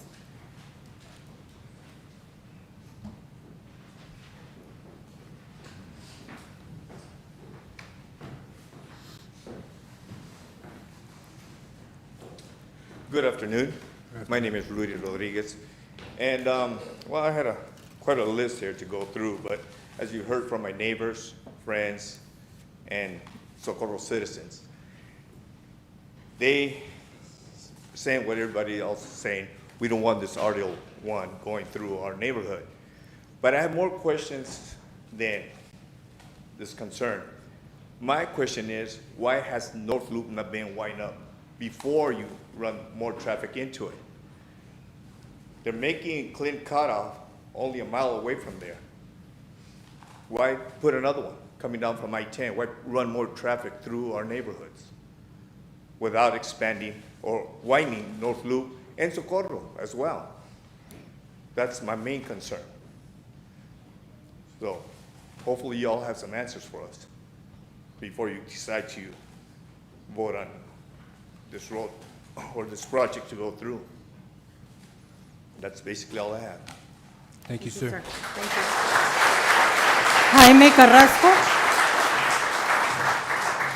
Jaime Carrasco. We're going to skip it. Valeria Aguilera. That's fine. We're giving up for space. We're going to skip? Yes. Okay. Camila Carrasco. As well. As well? María García.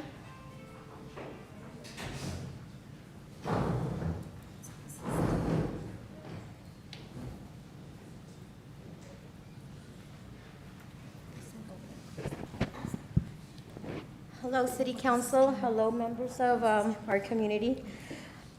My name is Maria Garcia. I am here to comment on viable alternative 3A and 3A revised for Arterial 1.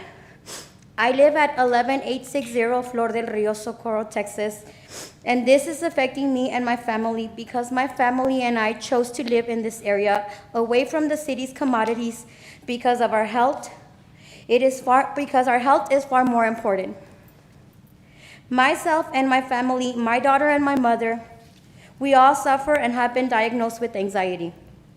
We need all the quiet and peaceful environment that we have found here in our home, which is in this community. Before moving to this area, my home residence was 10 minutes from here in San Elizario, where we lived for 20 years. A quiet and peaceful neighborhood just like the one we found now. The sole thought of having this project has already had impacts on my health. I have been advocating for my child's health for the past 3 years.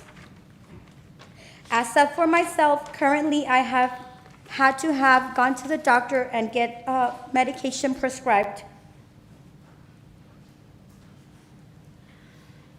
to alleviate my anxiety. Something I had not had to resort to before.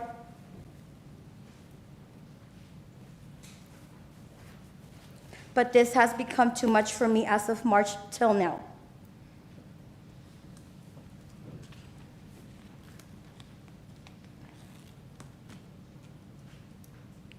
As an educator whose core value lies on advocating for others, I refuse to think that my health and my family's health are getting jeopardized, and this is why I'm not here as an educator today, but as a role of a head of household. I am here to advocate for my own family and for my community, because this is where my family and I live. We are here as a community of impacted residents to ask for a public meeting with the city manager, Adriana Rodarte, Mayor Rudy Cruz Jr., and city council representatives. Thank you. Thank you. Jaime Carrasco Jr. Jaime Carrasco Jr.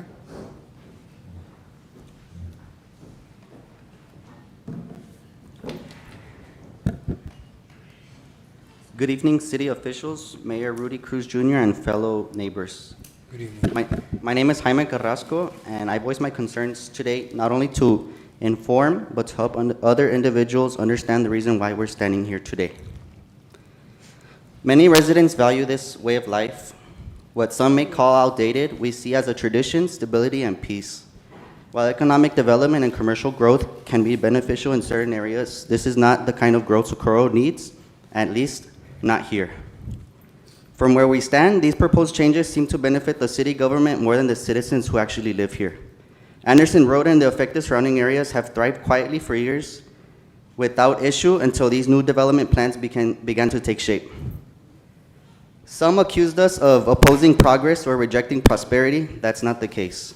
We're simply here to preserve a way of life that has existed here for generations. One that doesn't rely on commercial complexes, high traffic, or noisy streets.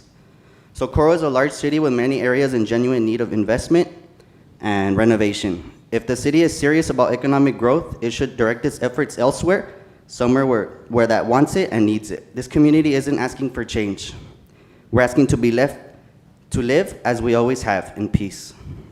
Not a developer, not a city official, not anyone has the right to uproot decades of culture, history, and the identity for the sake of profit. Thank you.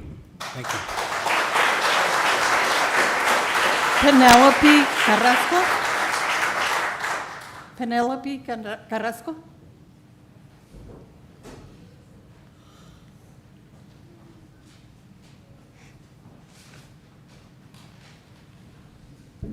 Hi, my name is Penelope. I'm 12 years old. I live on Anderson Road, and I'm here today because I'm very worried about the plan to build a big 4-lane road right in front of where I live. This would really affect kids like me in many ways. It would be a lot more dangerous right now. I can walk or ride my bike on our road. If it turned into a big 4-lane road with lots of fast cars and trucks, I won't be safe anymore. It would be really noisy. It will be harder to sleep or do my homework, especially at night. There would be a lot more pollution. I love playing outside, but the air is full of pollution and it's not healthy for me or other kids.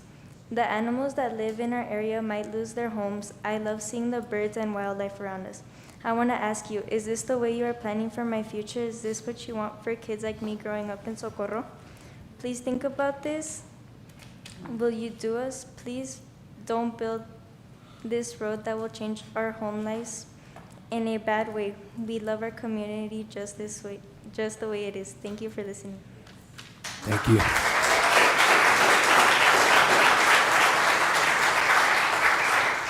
Ignacio Sierra.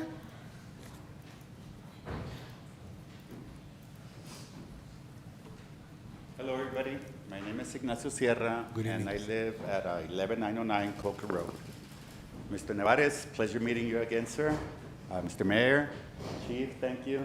Thank you for helping us out, coming here. Appreciate it. Everybody has said different little things, and now they're the kids that are speaking out. I would like for my granddaughter, if I may, with the permission of the council, so she can step up and she can explain what is it that she's going to be impacted with. Can we do that? She's also on the list as well. Her name is Alondra Sierra. We can take 2 in 1. Okay, appreciate it. Thank you. Can have Alondra come. Alondra, please come on. And as well, it's the new generation that's speaking out. Alondra, please pray very loud. Hello, my name is Alondra Sierra, and I would like to say, as a fifth generation of the Sierras, with our style of ranching passed down from generation to generation, I would like to preserve and save this land to keep and pass it down to the next generation, but as well as for me, to keep helping other adults and children learn how to barrel race, but since the farm and ranch style is dying, I can't do so. And just the air pollution, noise pollution, car crashes, and traffic, this can heavily hurt or kill our livestock. And the ranch I've been wanting to pass down for years will be gone. And I know some of us, a lot of us, like to go out and ride our horses, or some let our dogs out so they can be free. Some like to ride on our tractors. We cannot do that anymore with the freeway you're gonna build because of all the cars passing by. And I know a lot of us children have been wanting to grow up. As soon as we grow up, ride out and have fun, but we cannot do that if there is a freeway built. And I would just love for you guys to declare and to think of our community and how it would affect us all. Since I am 11, I know there's some 12-year-olds, 4-year-olds, 5-year-olds. They have been wanting to grow up, ride horses, ride their tractors, drive them, and run around. But we cannot do that because of the air pollution that is going to happen, and due to noise pollution. And like Penelope said, it is gonna be hard to sleep, because I used to live in the city, but and when I Ms. lived Sierra, there, your time is up. Okay. Thank you. Just a closing statement, please, Mr. Mayor. Would council like to Make a motion suspend? to extend her time. Second. The motion and second to suspend the rules. Go ahead, Alondra. Yes, just that when I lived in the city, there was a lot of noise, and it was preventing me from sleep, and I would stay up until like 3 a.m. So I would just want you to think of all the children and all the adults out there to please let us have sleep, let us play outside, let us ride. Thank you. Thank you.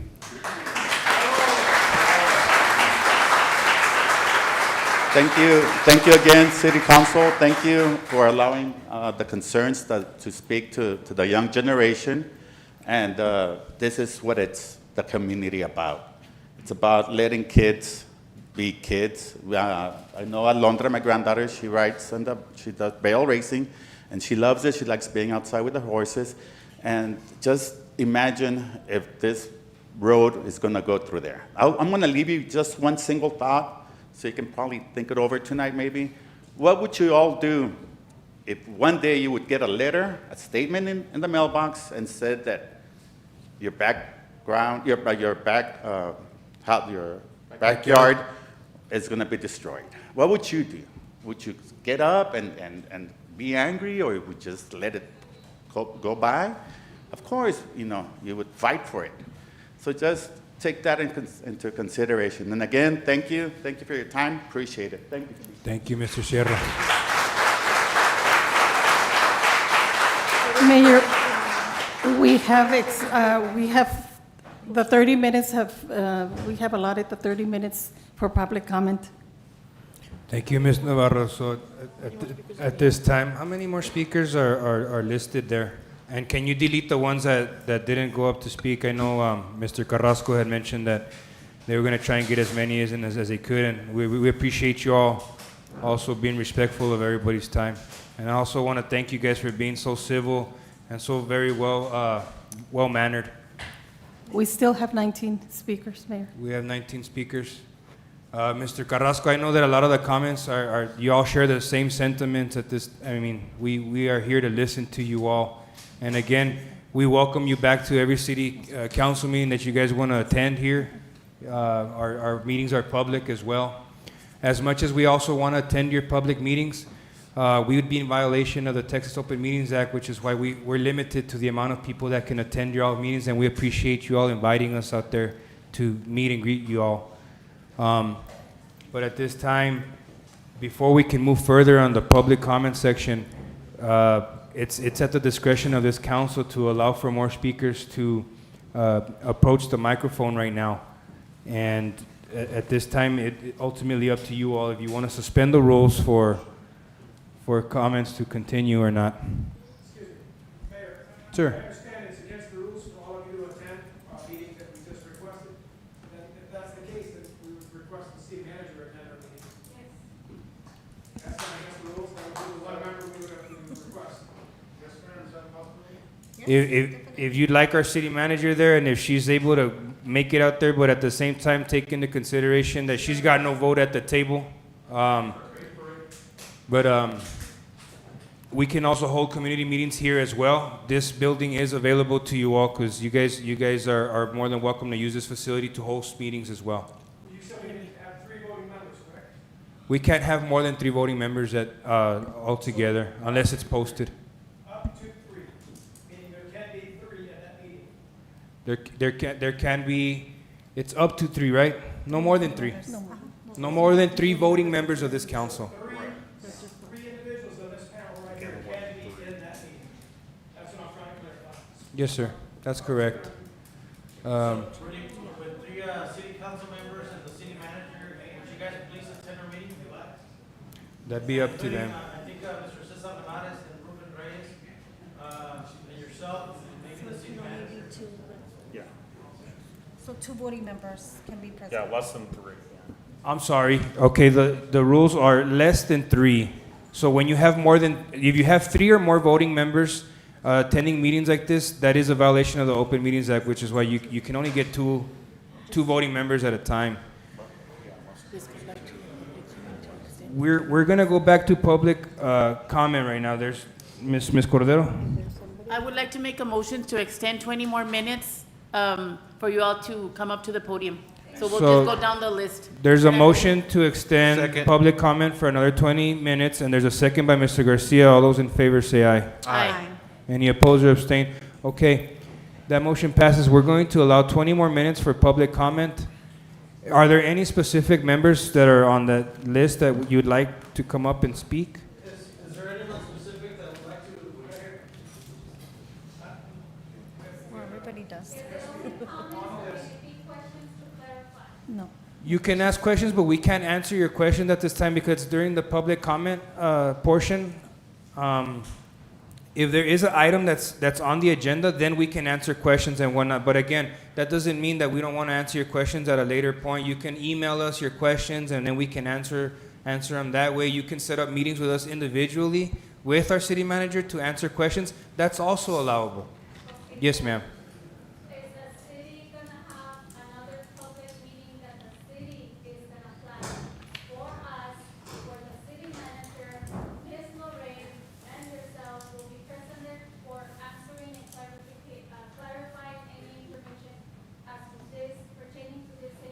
So at this moment, we don't have that schedule ready or in front of us at this time. But all of our agendas are posted on the city's website, and every other Thursday is when we're scheduled for our regular meetings. So like today, this topic is not listed for discussion for answering questions. So right now, we're gonna continue the public comment section. Ms. Rarte. Will you allow me to make a statement? Will you allow me to make a statement? Yes.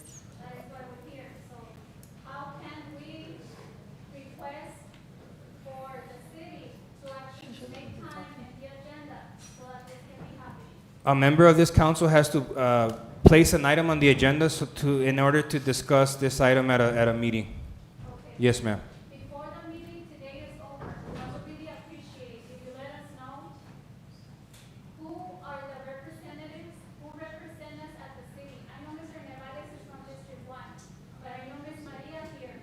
She's on another section. I own a property on Behar area.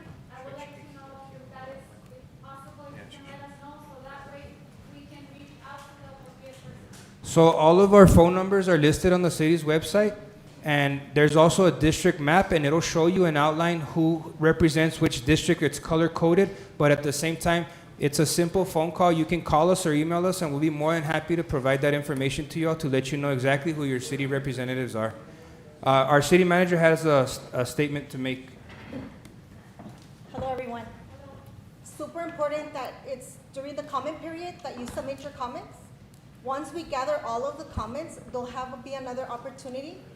Once we gather your comments, whether that arterial is going to move, right, like it did the last time, it just depends on your comments. So it's super important. I know you're here, we're listening, but it's super important that you call, you submit your form, you come to our office. If you're interested in your district representative, staff is always available to answer those type of questions. And we're available for a community meeting. Let's just coordinate what day. But our doors are always open.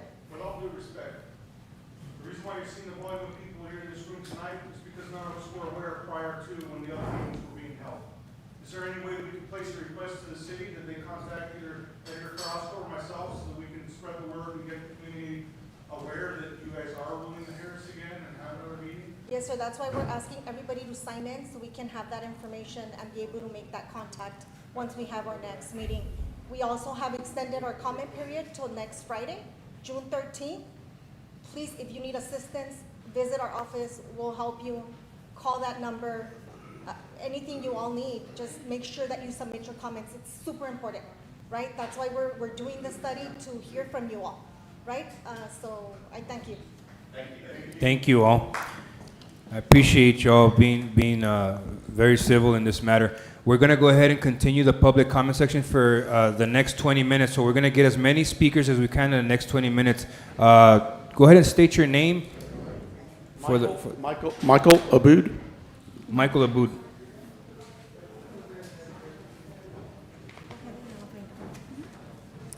Go ahead, Mr. Booth. Okay. I'm Michael Aboud, the chairman of the El Paso County Republican Party. Republicans stand with the farmers. I'm here to support them and ask City Council to take another look at the route that you guys have chosen. Evidently, based on all the people that are here and all the efforts that they're making, that route does not fit what your community wants. And it's up to City Council to listen to what your community says. They're the ones who put you in office. It's their tax dollars, their land, their lives that are being affected. Can I ask for some quiet so we can allow Mr. Aboud to speak? Thank you. Thank y'all. Go ahead, Mr. Aboud. It's their lives that you guys are affecting. It's also their situation, their voices that you're supposed to consider when you make your decisions. That's your responsibility as members of government. It's not simply what you want. I'm not asking you to not do this project. It's probably something Socorro needs. What I am asking is that you take another look at the route that you guys are choosing and hopefully choose one that has less of a negative impact on your community members and on the people here. After all these people here speaking against this project. They're also voters who will probably vote against you in the next election. That's something that you need to consider. But how things affect them is your number one job. Thank you all very much. Have Thank a you, good day. Mr. Aboud. Next speaker, Ms. Navarro. Gabriel Carrasco. What's his name? Can you state your name, sir, for the record? Yeah. Good evening. Good evening. Your name, sir. My name is Jesus Reina. I'm a resident of Socorro. I live on 865 Anderson Road. I'm here today opposing the Arterial 1 project, 3A revised to be exact. This is pretty hard, I know, for everybody. I know you heard all stories and all that.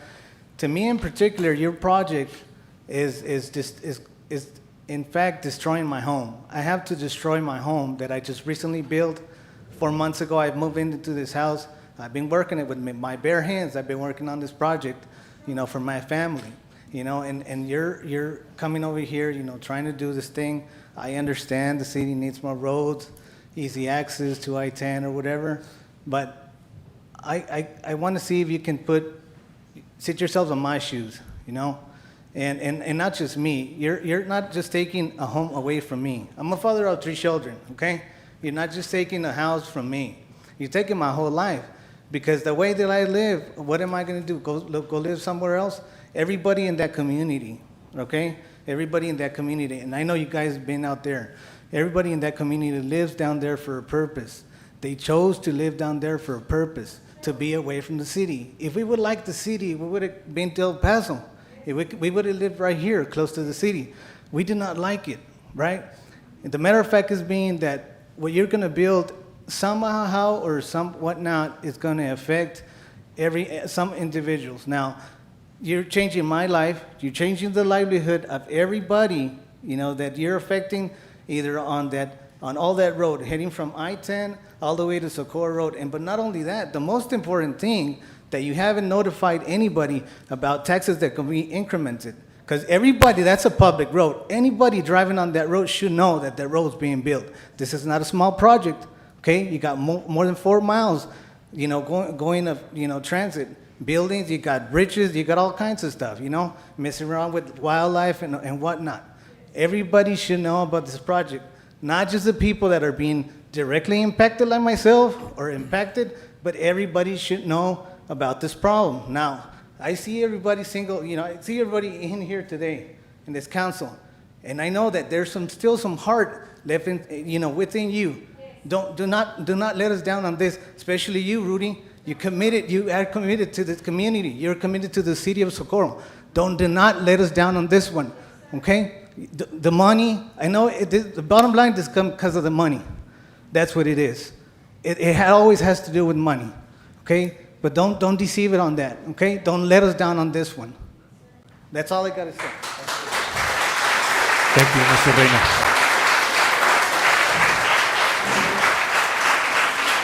Ms. Navarro, next speaker. Gabriel Carrasco. Gabriel Carrasco. Francisco Sierra. Francisco Sierra.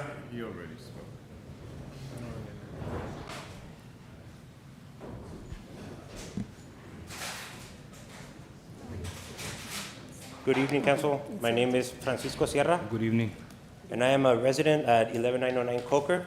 You just heard from my daughter, Alondra, and my dad, Ignacio, and you can share our frustrations a little bit of why we're getting affected and why we disagree with this arterial one, and for many other reasons. So I will negatively impact the way that I live my life for the following reasons. As a 4th-generation rancher, where do we draw the line? The cowboy way of life is dying. And those of you sitting, if you do pass it, you're going to allow that life to end, little by little. So it is a great life to live. We want children to be out using our traditions as this great nation was affected by starting with us, right? I speak for my children, like Alondra, and future generations, and I just hope that you guys know that we disagree with this and we can find another common ground that we can better all of us. So I just thank you for your patience and your commitment, and thank you so much. Thank you, Mr. Chairman. Alejo Sierra. Alejo Sierra.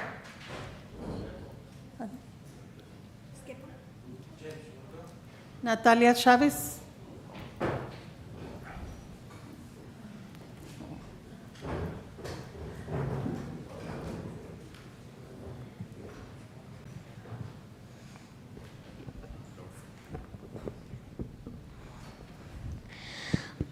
Hola, buenas tardes Buenas tardes. a todos. Mi nombre es Natalia Chávez. Hoy voy a hablar sobre la alternativa 3A, Proyecto 1. No me gustaría que quitaran los árboles porque ellos brindan sombra y aire puro para nuestros pulmones.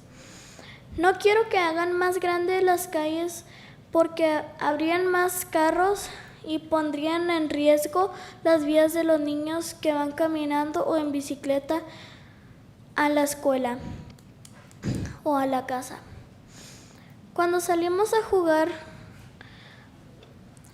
a la calle, porque no tenemos parques, hay algunas personas, como por ejemplo donde vivo, hay algunas personas que no respetan el speed limit y pasan bien rápido. Y por ahí cerquitas donde estoy, no tenemos parques, nada más es una calle pura. Y hay más riesgo ahí porque casi en todas las casas que hay ahí son puros niños, son familias con niños y así. Y a veces salen a jugar afuera con las bicis, a jugar así juegos. Y nos tenemos que hacer al lado cuando vienen carros porque pasan bien rápido. Gracias. Gracias, señorita. Diana Valadez. Diana Valadez.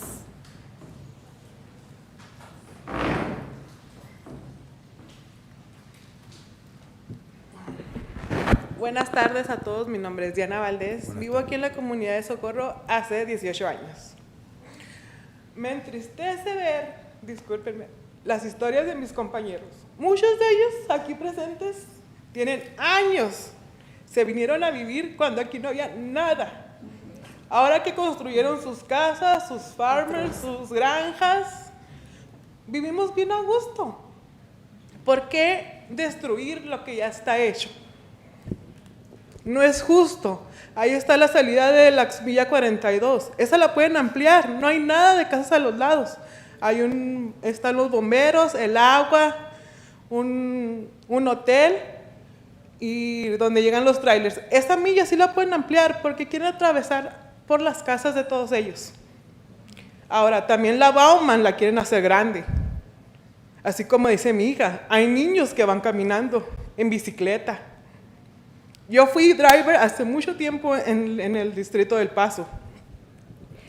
Y hubo una vez, en una de las vías de acceso, que está una escuela de acceso rápido, una de las bajadas, hubo un accidente grande.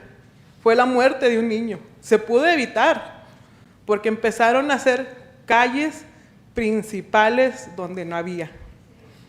¿O no? ¿Eso queremos para nuestros niños? ¿Ponerlos en riesgo? Ellos son el futuro. Nos vinimos a vivir aquí con la tranquilidad de poder pasear. Ahora, ¿quieren quitar árboles? ¿Por qué quitarlos? Si en muchas partes del mundo lo que quieren es poner árboles. La contaminación, el cambio climático, todo eso nos está dañando. ¿Por qué autodestruirnos? Socorro es una de las comunidades que, por lo que yo he visto aquí, tiene más árboles, ¿o no? Vas al Paso y está uno que otro, pero no hay árboles. Aunque sean de particulares, hay que respetarlos. Es nuestro futuro, es nuestro aire, es nuestra vida y es nuestra salud. Vengo a cuidar y a representarlos porque no es justo para muchos. Podemos vivir en la ciudad, pero no queremos. Salimos a caminar tranquilamente, a pasear con nuestros hijos. A mucha gente les han sacado sus animales de sus casas. ¿Por qué traer contaminación? ¿Por qué traer tráfico pesado a nuestra ciudad? No estoy en contra del progreso, pero no a través ni construyendo, ni destruyendo más bien las comunidades. Gracias por su atención.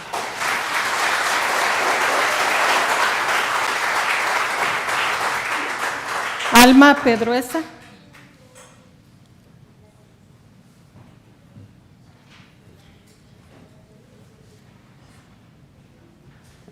Buenas tardes a todos. Buenas tardes.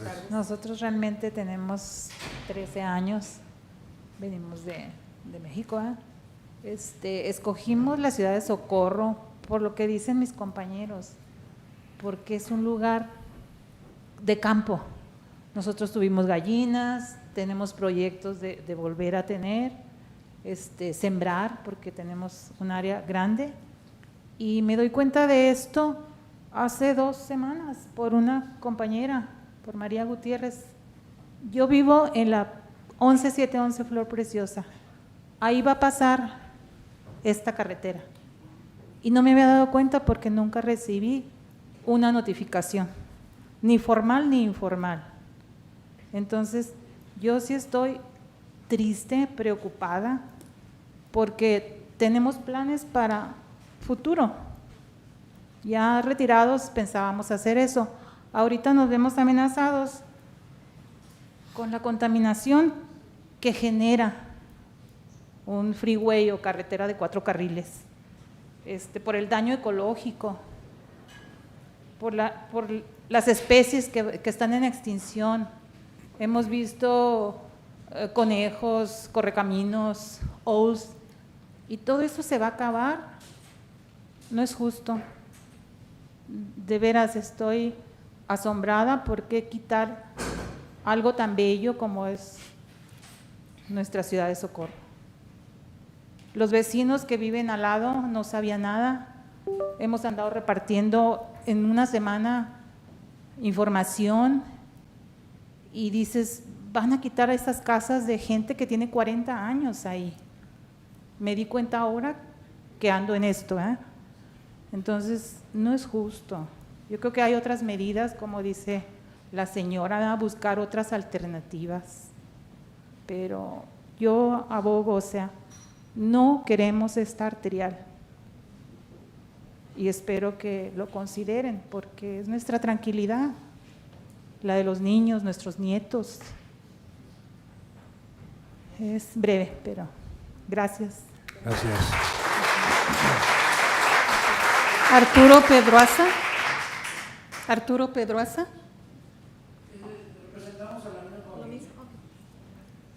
Norma Sierra.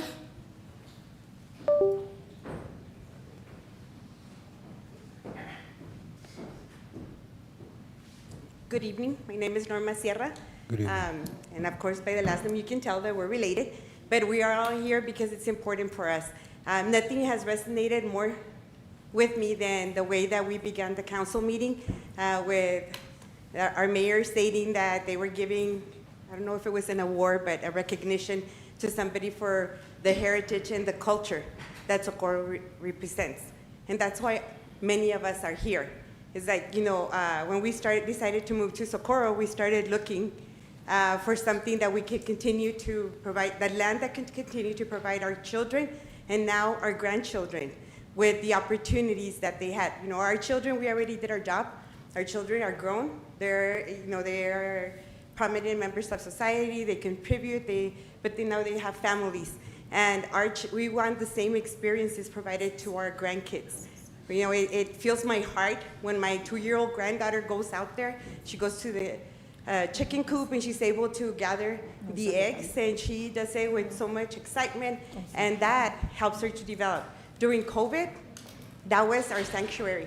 We were able to continue a life that did not isolate us.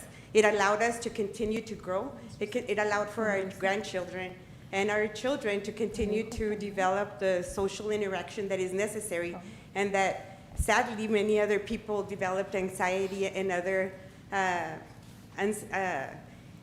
unsafe situations because they were not able to socialize. And so, I come to ask you to reconsider. It is, for us, it's a no-build project because the city of Socorro is built on farming, on ranching, and it saddens me that we're moving towards making it an industrial city. At least that's what it appears with everything that's coming out in the news. We no longer care about the culture, the heritage that Socorro provides, because that's what Socorro was. The crops, the cotton fields, those were like the best everywhere. And now we're losing all of those farms, and it seems that now we're turning into an industrial city, which is why we moved here, to move away from, like they said, the noise pollution, the air pollution, and the opportunities that our grandchildren have, and their dreams to become, our granddaughter wants to become a vet because she's had the experience and the opportunities to not only take care of the animals, but also to participate in different activities like the barrel racing that will also provide you the opportunity to acquire scholarships. So it's not just our home, it's our way of life, and it's also teaching our children so that they can be prominent members of society. And it's like, that's what I said, it resonated when we started the meeting, saying Ms. Sierra, your time is up. people for their culture and heritage. Thank you. Thank you, Ms. Sierra.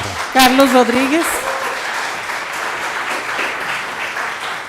Carlos Rodríguez.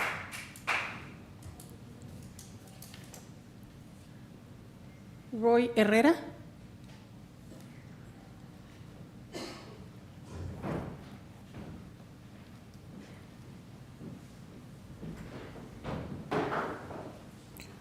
How much time's left from the 20, Ms. Navarro? We have 2 minutes. 2 minutes left in the. Good evening. My Good name evening. is Roy Herrera. I'll keep it real short and simple. I currently serve our country with the Department of U.S. Customs Border Protection. It's real important for me to family. It's family. This is an amazing community, a beautiful, beautiful community like there is everywhere. But what sticks with me the most is this project isn't just displacing regular houses, regular homes, just people. No, it's displacing a way of life, a culture, a tradition, and future generations. I too have kids who are, a daughter who wants to be a veterinarian. She knows she wants to go to Texas A&M because that's the greatest, program and everything. And all of that she's learned here amongst all of us, learning this, being around animals. And it's something that I grew up on it, and I'm trying to pass it on to my children. Hopefully one day, if you guys help us, she can pass it on to her kids. That's all. Thank you for your time. Thank you, sir. Mayor, so we have 2 more speakers. I don't know if you would allow them more time to. Motion time to amend speak? the rules. Do we need to suspend the rules for those 2 speakers? How much time do we allow? 2 minutes? 2 more speakers. 2 more speakers. We're out of the 20 minutes, but there's 2 more speakers. Do we need to suspend the rules to allow those 2 You speakers? can suspend it again if you need to, or you can ask if they both still want to speak, or. Who are those speakers? Mr. Salcido, Fernie Salcido, and Paula Garcia. Would you all want to speak? Should we suspend the rules? Motion to suspend the rules for the last 2 speakers? Second. Okay, there's a motion and a second to allow those 2 speakers to speak. All those in favor say aye. Aye. The motion passes. Who's our first speaker, Ms. Navarro? Fernie Salcido. Mr. Salcido. Good evening, Mayor and Council, staff, Ms. Rodarte. Thank you, Ms. Navarro. I live at 440 Rancho Viejo. This proposal for this road, arterial 1682 Boulevard, will be directly behind my home. 0 inches. It's right there. Of course, I'm opposed to it. It's hard for me to really say anything that all my neighbors here have said tonight. But I would like to take it from a different point of view, and I'm sure you can look at it. Economically, it's going to hinder the businesses for the city of Socorro because you're creating a relief route and bypassing people coming into Socorro and spending their hard-earned money in our community. I think that in the long run, it would really hurt the city of Socorro. The same thing happened. I'm 72 years old. I lived in Isleta. When the freeway was developed, prior to that, we used to use US 20 or Alameda, and the whole community was thriving. They built I-10, and everything died out eventually. We hate to see something like that happen to our community. Thank you very much for your time. Thank you, sir. Paula Garcia. Ms. Garcia is our final speaker of the night for public comment.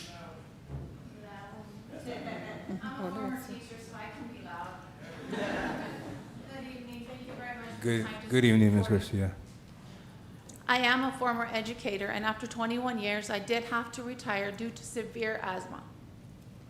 Your proposal will put a major highway inches from my house. So the peace and quiet that I now enjoy, and that's the reason why I live in Socorro, will now be completely gone. I live in Socorro for the quality of life. If you build a freeway there, my quality of life is gone. I had to stop doing a career that I actually loved, and to stay home, I have to work from home. I take care of my granddaughter at home who's 3. She loves to go out and be with the animals. We know that she's safe out there with the animals, although my grandchildren have been out there. All of the other children that I get to see walking up and down, they take walks, they go with their bikes, that will all disappear. My quality of life will be gone. My husband also suffers from health issues. His quality of life will be gone as well. My 86-year-old mother-in-law lives right next door to us. She's lived on this land for 40 years. You will take her land away as well, and her quality of life, where she gets to walk around outside and water her plants. I don't think that's fair. I was not notified of this, and I only found out about it recently because the information that you sent, I researched, and it did not show anything to do with this Anderson Road. So I am very disappointed that I was not notified, and I'm disappointed that you would take so many of us and just trash our houses and trash our land and trash our way of life and our peace and quiet. You would take our children's future, you would take our veterans' future, and you would take my future. Please reconsider the arterial. Going down the ways just a little bit, you already have access with the Clint cutoff. It's already connected to the freeway. No one would be affected. Please reconsider the route. Thank you. Thank you, ma'am.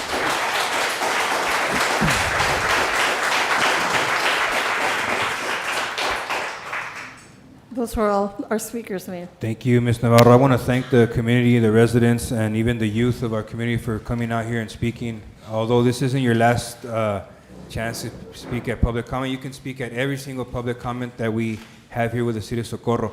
It's 8:22 p.m. and we're going to go ahead and close the public comment section for this meeting tonight. Thank you. I want to make a motion for a 5-minute recess. Second. All those in favor say aye. Aye. Thank you. We're going to go ahead and recess for 5 minutes.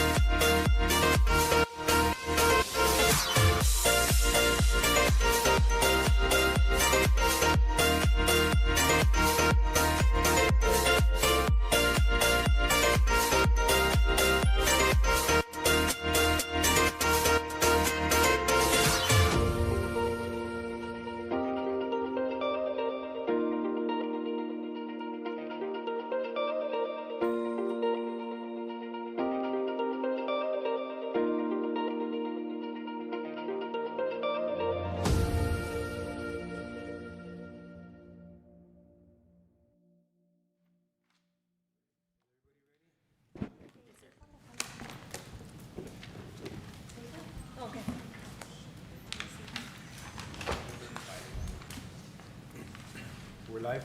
Yes. Thank you and welcome back to the Socorro City Council meeting for June 5th, 2025. It's 8:43 p.m. and we're back in session.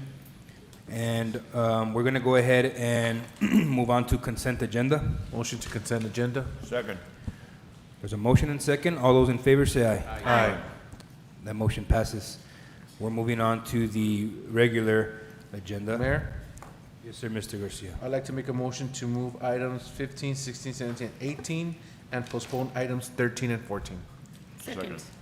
There's been a motion by Mr. Garcia and a second by Ms. Cordero to move items 15, 16, 17, and 18 up on the agenda. And we are going to postpone items 13 and 14. All those in favor say aye. Aye.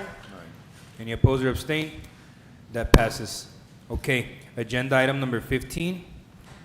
This is a public hearing of an ordinance request for the proposed conditional use permit and variance request from section 46-237, conditional uses, requires permit. Subsection 5C to allow concrete pavers instead of the concrete slab requirement to allow for commercial truck parking in an R1, single-family residential zoning district on Tract 4E, Block 28, Socorro Grant, located at 11541 Ding Dinger Road, Socorro, Texas. It is now 8:45 p.m. and public hearing is now open. Do we have any speakers for? No speakers, Mayor. I think we have one speaker.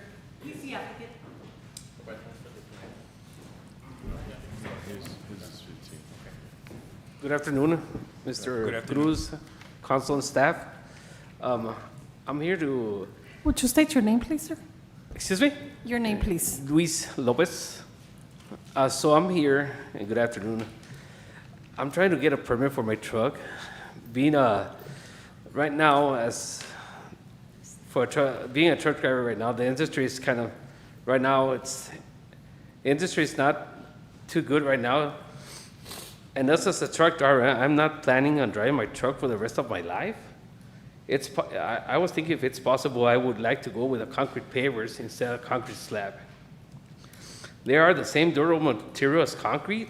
The city ordinance does not state that you cannot use concrete pavers. I am willing to install concrete pavers below my tractor trailer mechanical components. I am only complying with the city of Socorro rules and installing concrete pavers below my tractor trailer mechanical components. This is what I can afford. The city ordinance does not state concrete size, thickness, or etc. I am making an effort to comply with the city of Socorro and meet the requirements, and I am not on what I can afford.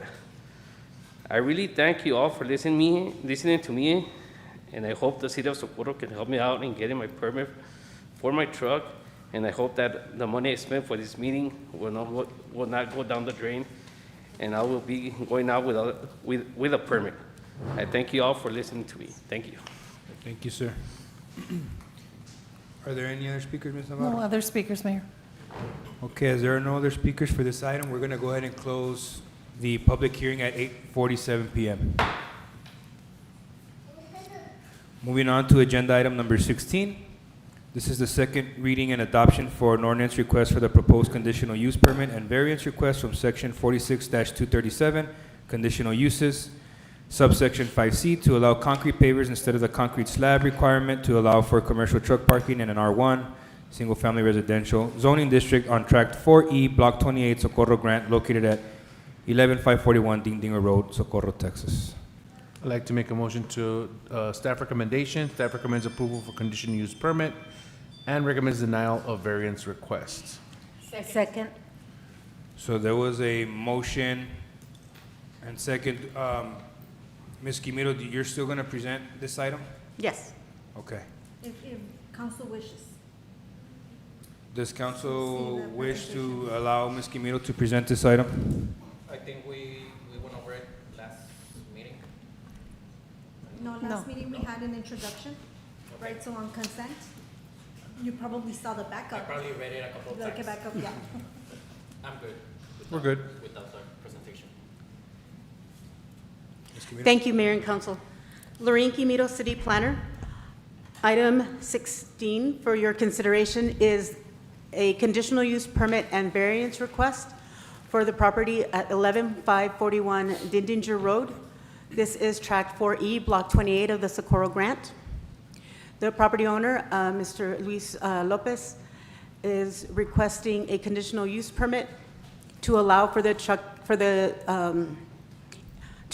parking a commercial vehicle on an R1 zoning, in an R1 zoning district, and he's also making a request for a variance to allow for the concrete pavers instead of the concrete slab that is required per the conditional use permit. The property is just a little over half an acre in size, and current land use is residential. Planning and zoning staff recommends approval of the conditional use permit and recommends denial of the variance request. At the Planning and Zoning Commission meeting on May 6th, the commission voted for approval of the conditional use permit and a denial of the variance request. The property is located on Dindinger Road and Valle Romero Drive. The property is outlined in red. You can see R1 in yellow, R2 in orange. These are photographs taken of the property, both photographs taken from Dindinger, and you can see the commercial truck parked on the property. The next slide is an aerial photograph, also showing the commercial truck parked in the property, as well as the surrounding land uses, mostly residential, some vacant. Public notice was issued and distributed to property owners within 200 feet of the property. No correspondence was received either in favor or against the request. No one spoke at the public hearing. This is the site plan showing where the truck parking would be proposed. You were able to see that as well in the photograph. In summary, the request is for approval of the conditional use permit and variance request from the requirement to allow to have concrete to allow to have concrete pavers instead of the concrete slab, which is a requirement of the conditional use permit. With that, staff can answer any questions, and the applicant is here as well and spoke and can answer any questions. Do members of council have any questions on this item here? No? Okay. So then the conditional use permit was approved? We are recommending approval of the conditional use permit to allow him to park the truck and adhere to all of the regulations that are associated with the conditional use permit, one of which is to have the concrete slab. That is the variance request that he is making and appealing to you as well at this meeting for you to consider waiving that requirement. Allow him to use the concrete pavers instead of the concrete slab. Because for the most part, we've been requiring, if they're using, if they're parking their truck, we're requiring to have the concrete slab, right? Yes, we have not received very many requests for this, but yes, that is a requirement. That's why he's asking for a variance, right? That instead of the concrete slab, if he can put concrete. Pavers. Pavers. But we haven't authorized it for anybody, and so at this point. Correct, so nobody's asked for a waiver regarding that.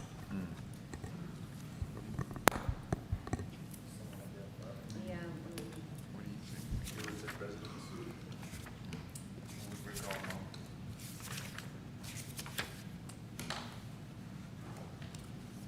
What kind of pavers are they? What size? What do we have a? If you want to come in.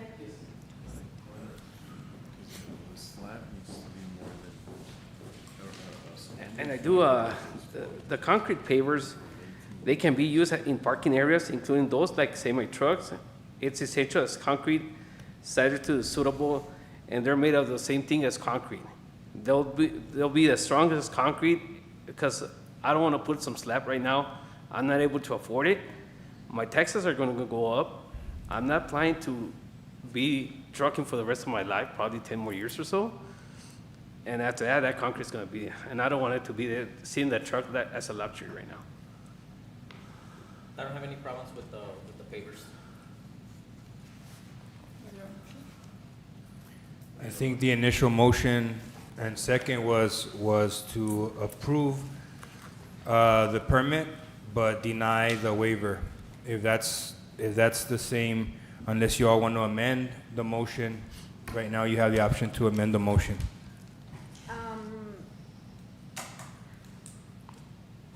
I want to continue with the concrete, only because we have, in the past, the gentlemen that have been here have been requesting we have been requesting the concrete for the trucks. And I find that if we end up doing it for one, then we're gonna have to do it for everybody. For a lot of people. And, then we end up with one, and then another one, and then another one. And so, But not that many have come forward to ask for it, have they, like to waive it? Not the waivers, so we've gotten very little applications. I think this is like the third one that's come through council to request this permit. But we have required them to put a concrete slab. This is the first waiver that's coming to council to see if you can waive But we would set precedents. that requirement. We would set precedents, and then we would have to allow everybody else to do it. And then we would go against what we changed our laws to do. exactly. And, excuse me, according to the, what I saw on, for the city of Socorro, it doesn't specify what thickness of concrete. It's only showing it's asking for a slab. Those concrete pavers, they're durable materials, same as concrete. Ms. Quimero, do our current ordinances specify the specifications for which the concrete slab of the city is requesting has to be? That is correct. It does not specify.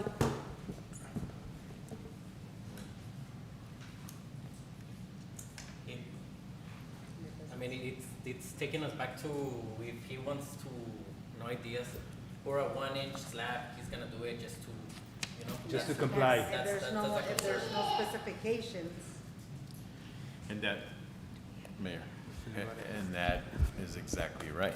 right. Because a standard driveway is a minimum of 4 inches, right? But we know for a fact you cannot drive a heavier truck, an 18-wheeler, a cement truck on a standard driveway because it'll crack it. So I think we need to go back and make sure and add those specific, the specific thickness of the slab. So, I don't know if the action could be to review this and make amendments to that section of the, So that's a different item, right? Yes. Right now, we're here requesting a permit, right? Based on the language that With he's current brought up, language that's in you can make a place. decision based on the language that currently exists. Staff knows that we need to go fix that, so the next item will be an introduction to make those specifications, right? Live, yeah. So do I need to change the motion? Denial? Your motion was to approve with the staff's recommendation. Now, do we go with that, or is there? You can approve both, or you can go with staff's recommendation, which is to approve the waiver, deny, I'm But is sorry, the city approve. liable for not specifying? Sorry. Is the city reliable for not specifying? Because he's absolutely correct, we do not specify. Yeah, the actual ordinance, and I was looking it up here, it's very, basic. It says vehicles must be parked on a concrete slab. That's it. No definition of the thickness of the So slab. he can So, but a potentially concrete create his slab- own slab with pavers, and it's considered a slab. Yeah, it It's not a depends. continuous slab. Do they need a permit to go construct a slab? From Yes. this- Yes. So, and when they get that permit, then is there a thickness requirement? So they can't get the permit? It's for a driveway, correct. This is in a driveway, is it? Just a concrete slab.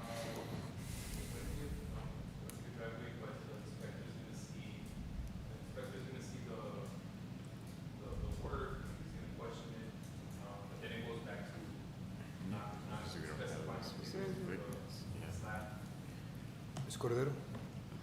I want to amend your motion to approve the permit and the variance. So there's an amendment on the table right now to approve both the waiver and the permit for this item. Is there a second? Second.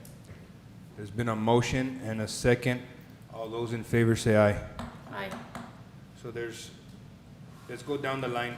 All those in favor say aye. Aye. Ms. Cordero and Mr. Reyes? Any opposed? Any abstain? Okay, so you oppose? But I do have a question. Yeah.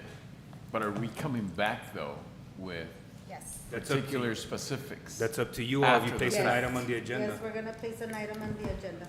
We're gonna place an item on the- So right now, there's only verbiage of a concrete slab, right? But a slab- He's asking for a waiver not to do the concrete slab, to do the pavers, Pavers. right? We know that we have to work on that ordinance and request specifications. However, there is once he does his concrete slab, he has to come out and take out a permit. When he takes out the permit, there's specifications he has to meet based on what our ordinance states, right? And those are things that we're addressing through our code rewrite. Nay. Okay, so I'm going to take the vote again. There was a motion on the table to approve both the permit and the waiver. Ms. Cordero was a yes. Mr. Reyes was a yes. Any opposed? Aye. One opposed, Aye. two opposed. I'll approve. So we have 3 approvals and 2 nays. This motion carries, so it passes. Thank you. Okay.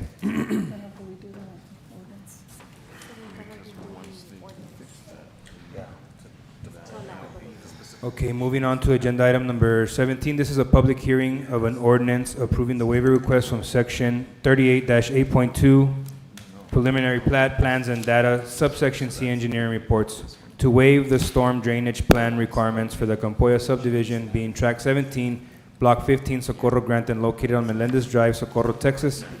Public hearing is now open at 9:01 p.m. Do we have any speakers for this No item? speakers, Mayor. Thank you.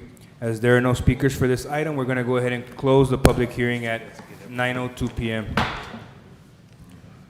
Agenda item number 18, this is the second reading and adoption of an ordinance approving the waiver request from the section 38-8.2 preliminary plat, plans and data, subsection C, engineering reports, to waive the storm drainage plan requirement for the Campoya subdivision being track 17, block 15, Socorro Grant, and located on Melendez Drive, Socorro, Texas. Motion to approve. Second. Thank you, Mayor and Council. Lorraine Quimito, City Planner. The Campoya subdivision waiver request is for lots, track 17, block 15 of the Socorro Grant. This property is located on Melendez Drive. Mr. Campoya is present to answer any questions, should council have any. The property is 1.27 acres in size, and it is currently zoned R1.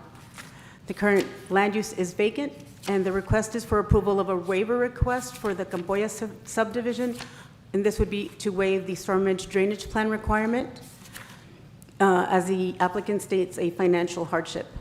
Planning and zoning staff recommends approval of the waiver request. The Planning and Zoning Commission voted for approval of the request unanimously with 4 members present at their May 6th meeting. The property is located on Melendez Drive. It is zoned R1, R1 in yellow, R2 in orange, and the agricultural in green. These are photographs of the property. It is currently vacant. This is a an aerial map as well showing the vacant property. You approved preliminary and final plats at your May meeting, and the items were taken separately just because of the timing that the waiver request was submitted. And in summary, the request is for approval of a waiver request for the Campoya subdivision. And with that, again, staff can answer any questions. Any questions, Mr. Garcia? Yes, sir. What does a storm drainage plan tell us? The storm drainage plan will tell us the requirements for the property to capture the stormwater on the property, and that it's not an issue on this property as they plan on using the land for agriculture. Thank you. Mr. Nevares, do you have a question? No? No. Any other members of council have any questions? Okay, there was a motion and a second to approve this item. All those in favor say aye. Aye. Any opposed or abstain? That motion carries. It passes. Thank you. Motion pass. Would anyone like to make a motion to have Carol? Sorry for the I wait. gotta go back to. Thank you all. Have a good night. Thank you. Night. Bye. Feliz de la vida. She's 19, and we gotta get item 11 and 12 out of the way. But So what do we do? Miss Carol. 19? Motion to move, Mayor, I'd like to make a motion to move items 19 up. There's a motion to proceed with the meeting and a second with agenda item number 19. All those in favor say aye. Aye. So we're gonna go ahead and go with agenda item number 19. This is Human Resources Department. This is discussion and action on approving the Civil Service Committee 2024 Annual Report. Motion to approve. Second. Why did we move it up? Good evening, Mayor and council members. Carol Candelaria here, HR Director. So my report is basically just to get an approval on the Civil Service Committee's annual 2024 activity report. So this action is just to basically to recap the activity of the Civil Service Committee for the calendar year of 2024. And the overview is that the Civil Service Commission held a total of 6 meetings during the 2024 calendar year. 5 meetings were held, 4 were special and 1 regular. 3 meetings were canceled. 1 meeting was not held due to a holiday. And throughout the year, the commission has addressed multiple key issues, including ordinance revisions, grievance hearings, policy updates, and the selection of commissioner officers. Below, you'll see the rest of the summary as it's dated by month. I'm here available to answer any questions if you all have any questions for me now. Does anybody have any questions for Ms. Candelaria's 30-second report? I know. Thank you. Okay, there was a motion and second on the table. All those in favor say aye. Aye. Any opposed or abstain? That motion carries. Ms. Candelaria, thank you for being so patient with us. Thank Sorry you. to keep you waiting. That's all right. Thank you very much. You all have a great evening. Yes, ma'am, you I can too. do 45 seconds next time, okay? All right. Have a good evening. You too, ma'am. Mayor? Good night. Yes, You mean you're sir. not staying with us? So we're just gonna continue 11. Oh, we good? Yeah, we're good. Okay. Okay, we're gonna continue this meeting with agenda item number 11. We're back on track, and we're at the public hearing for the proposed amendment to Chapter 46 zoning, Article 4, supplemental regulations for all districts, 46-636, alcoholic beverages, to revise the alcohol sales setbacks from certain institutional uses and add clarify exemption for business with food and beverage certificate. Does that read correctly? Add clarify exemption? Yeah, looks like a couple words out of place on that one. It should be from certain institutional uses and clarify exemption. So I don't take out think- add? Take out add. Institutional uses and clarify exemption for business with food and beverage certificate. Public hearing is now open at 9:07 p.m. Mayor, we have no speakers. As there are no speakers for this item, we're going to go ahead and close the public hearing at 9:08 p.m. Agenda item number 12, this is the second reading and adoption for the proposed amendment to Chapter 46, zoning Article 4, supplemental regulations for all districts, 46-636, alcoholic beverages, to revise the alcohol sales setbacks from certain institutional uses and clarify exemption for business with food and beverage certificate. Ms. Quimito. Motion to approve. Second. Thank you, Mayor and Council. The proposed amendment seeks to revise regulations regarding alcohol sales setbacks from certain institutional uses and to clarify exemptions for businesses holding a food and beverage certificate issued by the Texas Alcoholic Beverage Commission. The current zoning ordinance restricts alcohol sales within 300 feet of churches, public or private schools, and public hospitals, with a possible 1,000-foot separation from public and private schools, if requested by the school board. Presently, it excludes daycares and care facilities, which this ordinance amendment adds. It also adds the exemption for businesses with a food and beverage certificate, which are primarily restaurants and dining establishments where alcohol sales are secondary to the food service. And our current ordinance doesn't make that distinction. With that, staff can answer any questions. Does anybody have any questions on this item? No? There was a motion and second. All those in favor say aye. Aye. Any opposed or abstain? That motion carries. Thank you. Thank you, Ms. Quimiro. So we've postponed items 13 and 14, and we're going to continue with the Grants Department with agenda item number 22. This is discussion and action to update Resolution 820, authorizing the submission of a grant application to the Office of the Governor, Criminal Justice Division, fiscal year 2025 General Victim Assistance Program for the Socorro Police Department, and designate City Manager Adriana Rodarte as the authorized official. Motion to approve? Second. Good afternoon, Mayor and Council. Alejandra Valadez, City Development Director. We are requesting your approval on an update to a resolution that was previously approved by Council on March 7th, 2024. The City of Socorro did submit an application. We were awarded funds, approximately $48,000 in funding through this program. However, our grant reviewers at the Office of the Governors have requested this update to the resolution, and because it's a resolution, we're bringing it back to you all for approval. The same amount? It's the same amount. The grant funding doesn't change. It's just the change in the resolution from the authorized official from mayor to city manager. So Adriana took away my authority on this one, huh? Yeah. Sorry, Mr. There was a motion and second on this item. All those in favor say aye. Aye. Any opposed or abstain?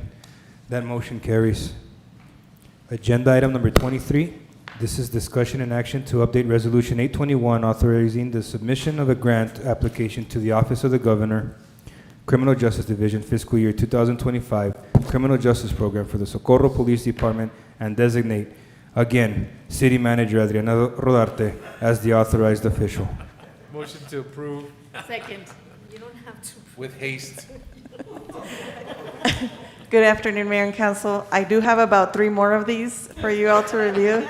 They all assign Mr. Rodarte as our authorized official. This grant application this resolution was brought to Council on January 25th. It was approved. We did submit an application. We did receive funding for this program that the police department is now utilizing in their operations. However, the Office of the Governors has requested this adjustment from the mayor to our city manager in order to reconcile the administrative rights for our grants management portal. So that's the reason for the change. Thank you for clarification, because I was going to get mad. There was a motion and second on this item. All those in favor say aye. Aye. Any opposed or abstain? That motion carries. Moving on to agenda item number 24. This is a discussion and action to update Resolution 822, authorizing the submission of a grant application to the Office of the Governor, Criminal Justice Division, fiscal year 2025 Juvenile Justice and Truancy Prevention Grant Program for the Socorro Police Department, and designate City Manager Adriana Rodarte as the authorized official. Motion to approve. Second. Good afternoon, Mayor and Council. Again, this is the same type of request for you all. It's an update to change the designated authorized official from mayor to city manager in order for the two to reconcile in the grants portal. This grant was applied for, and we did receive funding, and this resolution this update is requested by the Office of the Governors. Thank you, Ms. Valadez. There was a motion and second to approve this item. All those in favor say aye. Aye. Any opposed or abstain? This motion also carries. Agenda item number 26. This is discussion and action to authorize Resolution 824 supporting 2 grant applications to the Texas Department of Transportation's 2025 Transportation Alternative Set Aside. Call for projects for the Rio Vista Complete Streets Feasibility Study and the Socorro Active Transportation Plan projects. Socorro's 20% match requirement is eligible to be covered by transportation development credits. Mayor, you skipped number 25. You did that on purpose. I'm going to go ahead and retract that agenda item. We are on agenda item number 25. This is discussion and action to update Resolution 823, authorizing the submission of a grant application to the Office of the Governor, Criminal Justice Division, for fiscal year 2025 Bullet Resistant Shield Grant Program for the Socorro Police Department, and designate City Manager Adriana Rodarte as the authorized official. Motion to approve. Second. Good afternoon, Mayor and Council. Again, an update on that resolution language to change the designated authorized official from mayor to city manager. The city of Socorro applied for this grant, was awarded the funds, and I believe the police department has already purchased the equipment. This is just an administrative update that is requested by the Office of the Governors. Thank you, Ms. Valadez. There was a motion and second on this item. All those in favor say aye. Aye. Any opposed or abstain? That motion carries. Agenda item number 26, correct? Correct. Okay. This is a discussion and action to authorize Resolution 824 supporting 2 grant applications to the Texas Department of Transportation's 2025 Transportation Alternative Set Aside. Call for projects for the Rio Vista Complete Streets Feasibility Study and the Socorro Active Transportation Plan projects. Socorro's 20% match requirement is eligible to be covered by transportation development credits. Motion to approve. Second. Good afternoon, Mayor and Council. We are requesting your approval to submit 2 grant applications to the FY 2025 Transportation Alternative Set Aside Call for Projects that is currently out from the Texas Department of Transportation. This program funds safety and mobility for non-motorized travelers to mitigate congestion by providing safe alternatives to motor vehicle transport. We are submitting 2 grant applications, one for the Rio Vista Complete Streets Feasibility Study, which will include planning and design, a portion of the design for a 3.15-mile corridor segment along Rio Vista Road and Buford Road in Socorro. This Complete Streets project will provide critical connectivity for vulnerable roadway users, including kids that walk to school. There's about 3-4 public schools on that segment. And it'll also provide connections to our community center, our municipal courts, and ultimately connect to the Mission Trail. We are requesting approximately $2.4 million. There is a 20% match. However, Socorro is eligible to receive transportation development credits, which would bring our match requirement down to 0. The second project that we are submitting an application for is the Socorro Active Transportation Plan. So this is a planning document, much like the Transit Development Plan that you all approved today. This will result in a comprehensive strategic citywide active transportation plan for the city of Socorro, Texas, to improve pedestrian and bicyclist infrastructure as well as ADA accessibility throughout our city. As you all know, the city of Socorro has been very successful in securing funding for the Paso Norte Trails project. In fact, all of the segments in that master plan, in the Paso Norte plan, have been funded here in Socorro, so they're already in some phase of development or construction.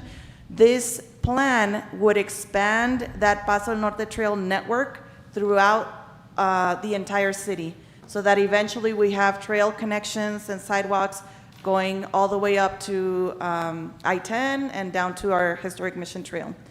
The funding that we will request is approximately $453,000. Our match requirement, again, is 20%, but because Socorro is eligible for transportation development credits, that match would go down to $0.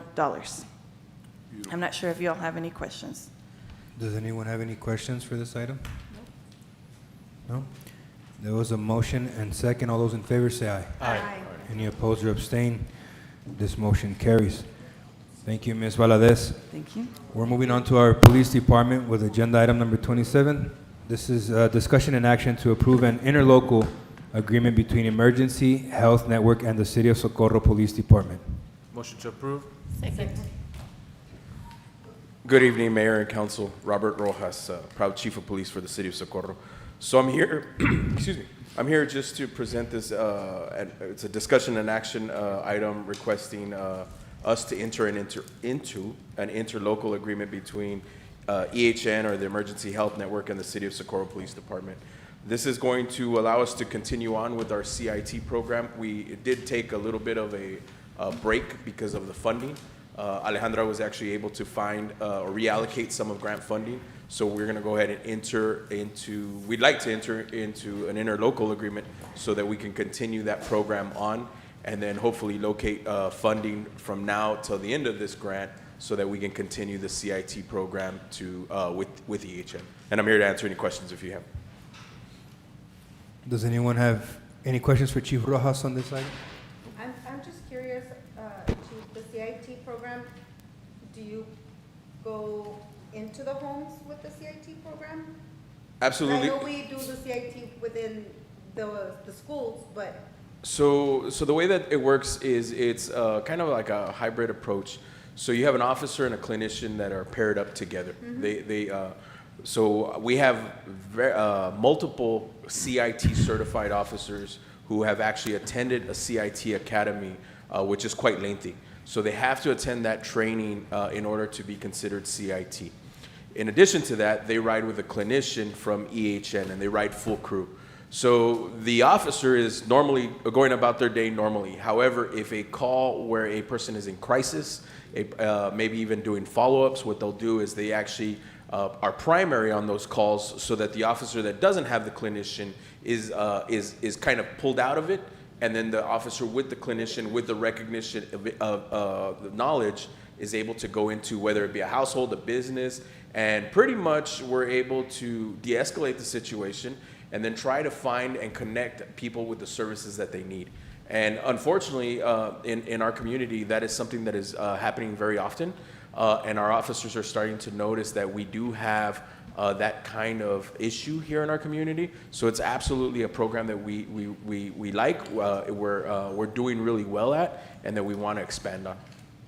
Hope that answers your question. And yes, it does, and I'm very happy to hear that we have it for our community. I mean, I've been made very well aware of it within our schools, with our SISD police department.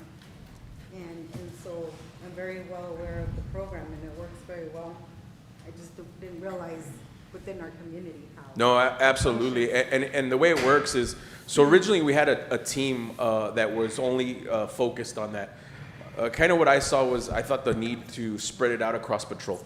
So I want all our officers eventually to be CIT certified, so that when we do have a clinician, they're not necessarily waiting for one person. They can jump into any vehicle and be able to go out and serve the community. So now our officers who are now trained, they're working 24/7. So when the clinician's available, unfortunately we have to, we don't employ those clinicians, right? We reimburse. So we use their resources. They can only work certain hours, right? So we're always working, and then when they're available, we go and pick them up at the station. They ride with us, and then when they're done with their shift, we drop them off, and our officers continue on with the day. Great, that's good, thank you. Any other questions for Chief Rojas on this item? No? There was a motion and second. All those in favor say aye. Aye. Any opposed or abstain? That motion carries. Agenda item number 28 is a discussion and action to approve the participation in the Texas LESO program and approve for the Chief of Police and Mayor Cruz to execute the fiscal year 2025 State Plan of Operation. Motion to approve? Second. Use. 1 out of 5? Good evening, Council and Mr. Mayor. Chief Rojas with the Socorro Police Department, proud Chief of Socorro Police Department. You kind of stole my thunder. I was going to say that we were going to put this one on there for you to sign, because we absolutely need you to sign. Thank you, Chief. So this is for us to sign and to participate in the Texas Law Enforcement Support Office program for this coming year, for fiscal year 2025. This program is administered by the Texas Department of Public Safety under the United States Department of Defense, and it provides excess military equipment to law enforcement agencies for official use in support of public safety and emergency preparedness. So what this program allows us to do is to go, and there's a inventory of certain items that the military has purchased, and it allows us as the police department to determine whether or not we need these types of equipment, and then to go out and actually bring them over to us at no cost. Obviously, there's some things that we don't need, right? A tank, an airplane, things like that. But there are some things that I know that we can use for our needs here in Socorro. And you do have my word that we are going to make sure that we are smart about the things that we acquire, because with everything that we acquire, whether it's free up front, there's cost on the back end. So the cost of maintaining a tank, for instance, or a helicopter is, the cost of the helicopter is relatively cheap. It's the upkeep, the mechanic, and everything else. So we're always making sure that we want to be able to participate in the program, because we don't know what the future holds. But I can tell you that we have a high water rescue vehicle that was obtained off of Aliso, and those are things that we absolutely need when we hit the flood season, so that we're able to access those areas with ease and be able to either provide services to our constituents or even rescue them when needed. Thank you, Chief. Yes, sir. Does anybody have any questions for Chief Rojas? Mr. Reyes, I see a... Are you sure we don't need a tank? Quite positive. I could go for a helicopter though. I mean, I don't know what I'm going to do with it, but or I'm going to put it, but Get downtown. it'll make my commute very short. There you go. Thanks, Chief. Any other questions or comments for this item here? No, there was a motion and second. All those in favor say aye. Aye. Any opposed or abstain? That Thank you. motion carries. Thank you, Chief. We're moving on to our city manager with agenda item number 29. This is discussion and action on an order scheduling a uniform election to be held in the city of Socorro, Texas on Tuesday, November 4th, 2025 for the purpose of electing city council members, representatives District 1, District 2, and District 3. Motion to approve. Second. Good evening, Mayor and Council. This item is presented to seek approval of the order for scheduling a uniform election to be held City of Socorro, Texas on Tuesday, November 4, 2025. The election will include positions for District 1, 2, and 3. And I can answer any questions. Y'all have any questions for Ms. Duarte on this agenda item here? Do we know more or less costs associated for the 3 districts? So the cost for an election, that would be, The last one, we paid 54,000, But that was a primary. the primary. The primary, correct? And the runoff was about 18,000. Do these tend to vary in cost? for the runoffs, yes. But for the general election, right, it's about 54,000. Okay. Just curious. We should just move it for further years, maybe 2028? Yeah, the last time Socorro did that, they got into some legal issues, so we're gonna go ahead and keep it the way it is. We're gonna keep it the way it is right now. Yeah, they wanted to extend their terms for like 20 years, but we're not doing that tonight. If there's any other questions or comments for our city manager, there was a motion and second on the table. All those in favor say aye. Aye. Any opposed or abstain? That motion carries. Thank you. And I believe we've already gone through agenda item number 30.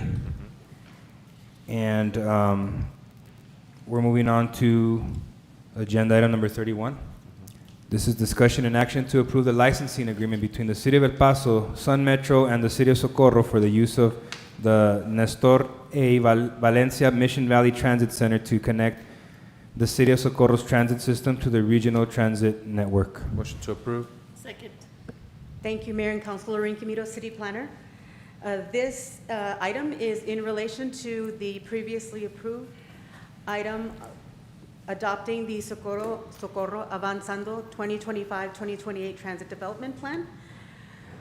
The city would request that the staff would like to request the license agreement be approved for the use of the transit facility at the Mission Valley Center to connect our transit to the larger network.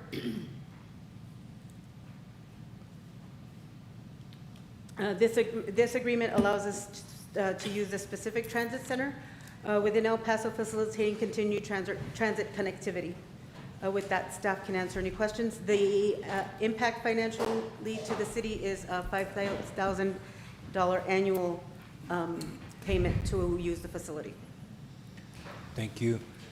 Do any members of council have any questions? Mr. Reyes? Yes, I got a question. It's the agreement, we already have the agreement with them, or are we still trying to go and get? No, in anticipation of the approval of the transit development plan and to allow us to move quickly, we coordinated that effort ahead of time, and we're ready for signature with the passage of the plan. Okay, thank you. Any other questions or comments from Ms. Quimito? No? There was a motion and second on this item. All those in favor say aye. Aye. Any opposed or abstain? That motion carries. Agenda item number 32. This is discussion and action to authorize the mayor to execute Resolution 825 authorizing the filing of applications with the Federal Transit Administration and Operating Administration of the United States Department of Transportation. Motion to approve. Second. Good afternoon, Mayor and Council. Alejandra Valadez, City Development Director. We are here to request your approval of a resolution authorizing us to file applications with the Federal Transit Administration. This item goes hand in hand with the Transportation Development Plan that you all approved earlier. And this is the first step in a very long process to ensure that the City of Socorro becomes a direct recipient of FDA funds. So once you become a direct recipient, that allows the city to apply for a number of different funding programs that will be able to help us implement our transit development plan.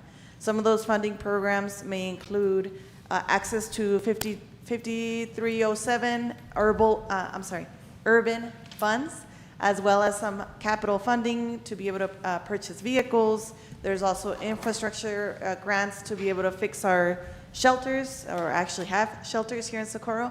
But again, this is the first step. The next step is for us to seek legal counsel. Again, this is new to us, so we're trying to make sure that we do our homework, we do our research, and that we take the technical expertise from our legal team moving forward through this process. Thank you, Ms. Valadez. Do any members of council have any questions or comments for this item here? No? There was a motion and second. All those in favor say aye. Aye. Any opposed or abstain? That motion carries. Are we posted for anything on 33, 34, and 35? Yeah, nothing from council. No? Do I have a motion to delete items 33, 34, and 35? Motion to delete 33, 34, and 35. Second. There's a motion and second to delete items 33, 34, and 35. All those in favor say aye. Aye. Any opposed or abstain? That motion carries. Do I have a motion to adjourn this meeting? Motion to adjourn. Second. This meeting adjourns at 9:32 p.m.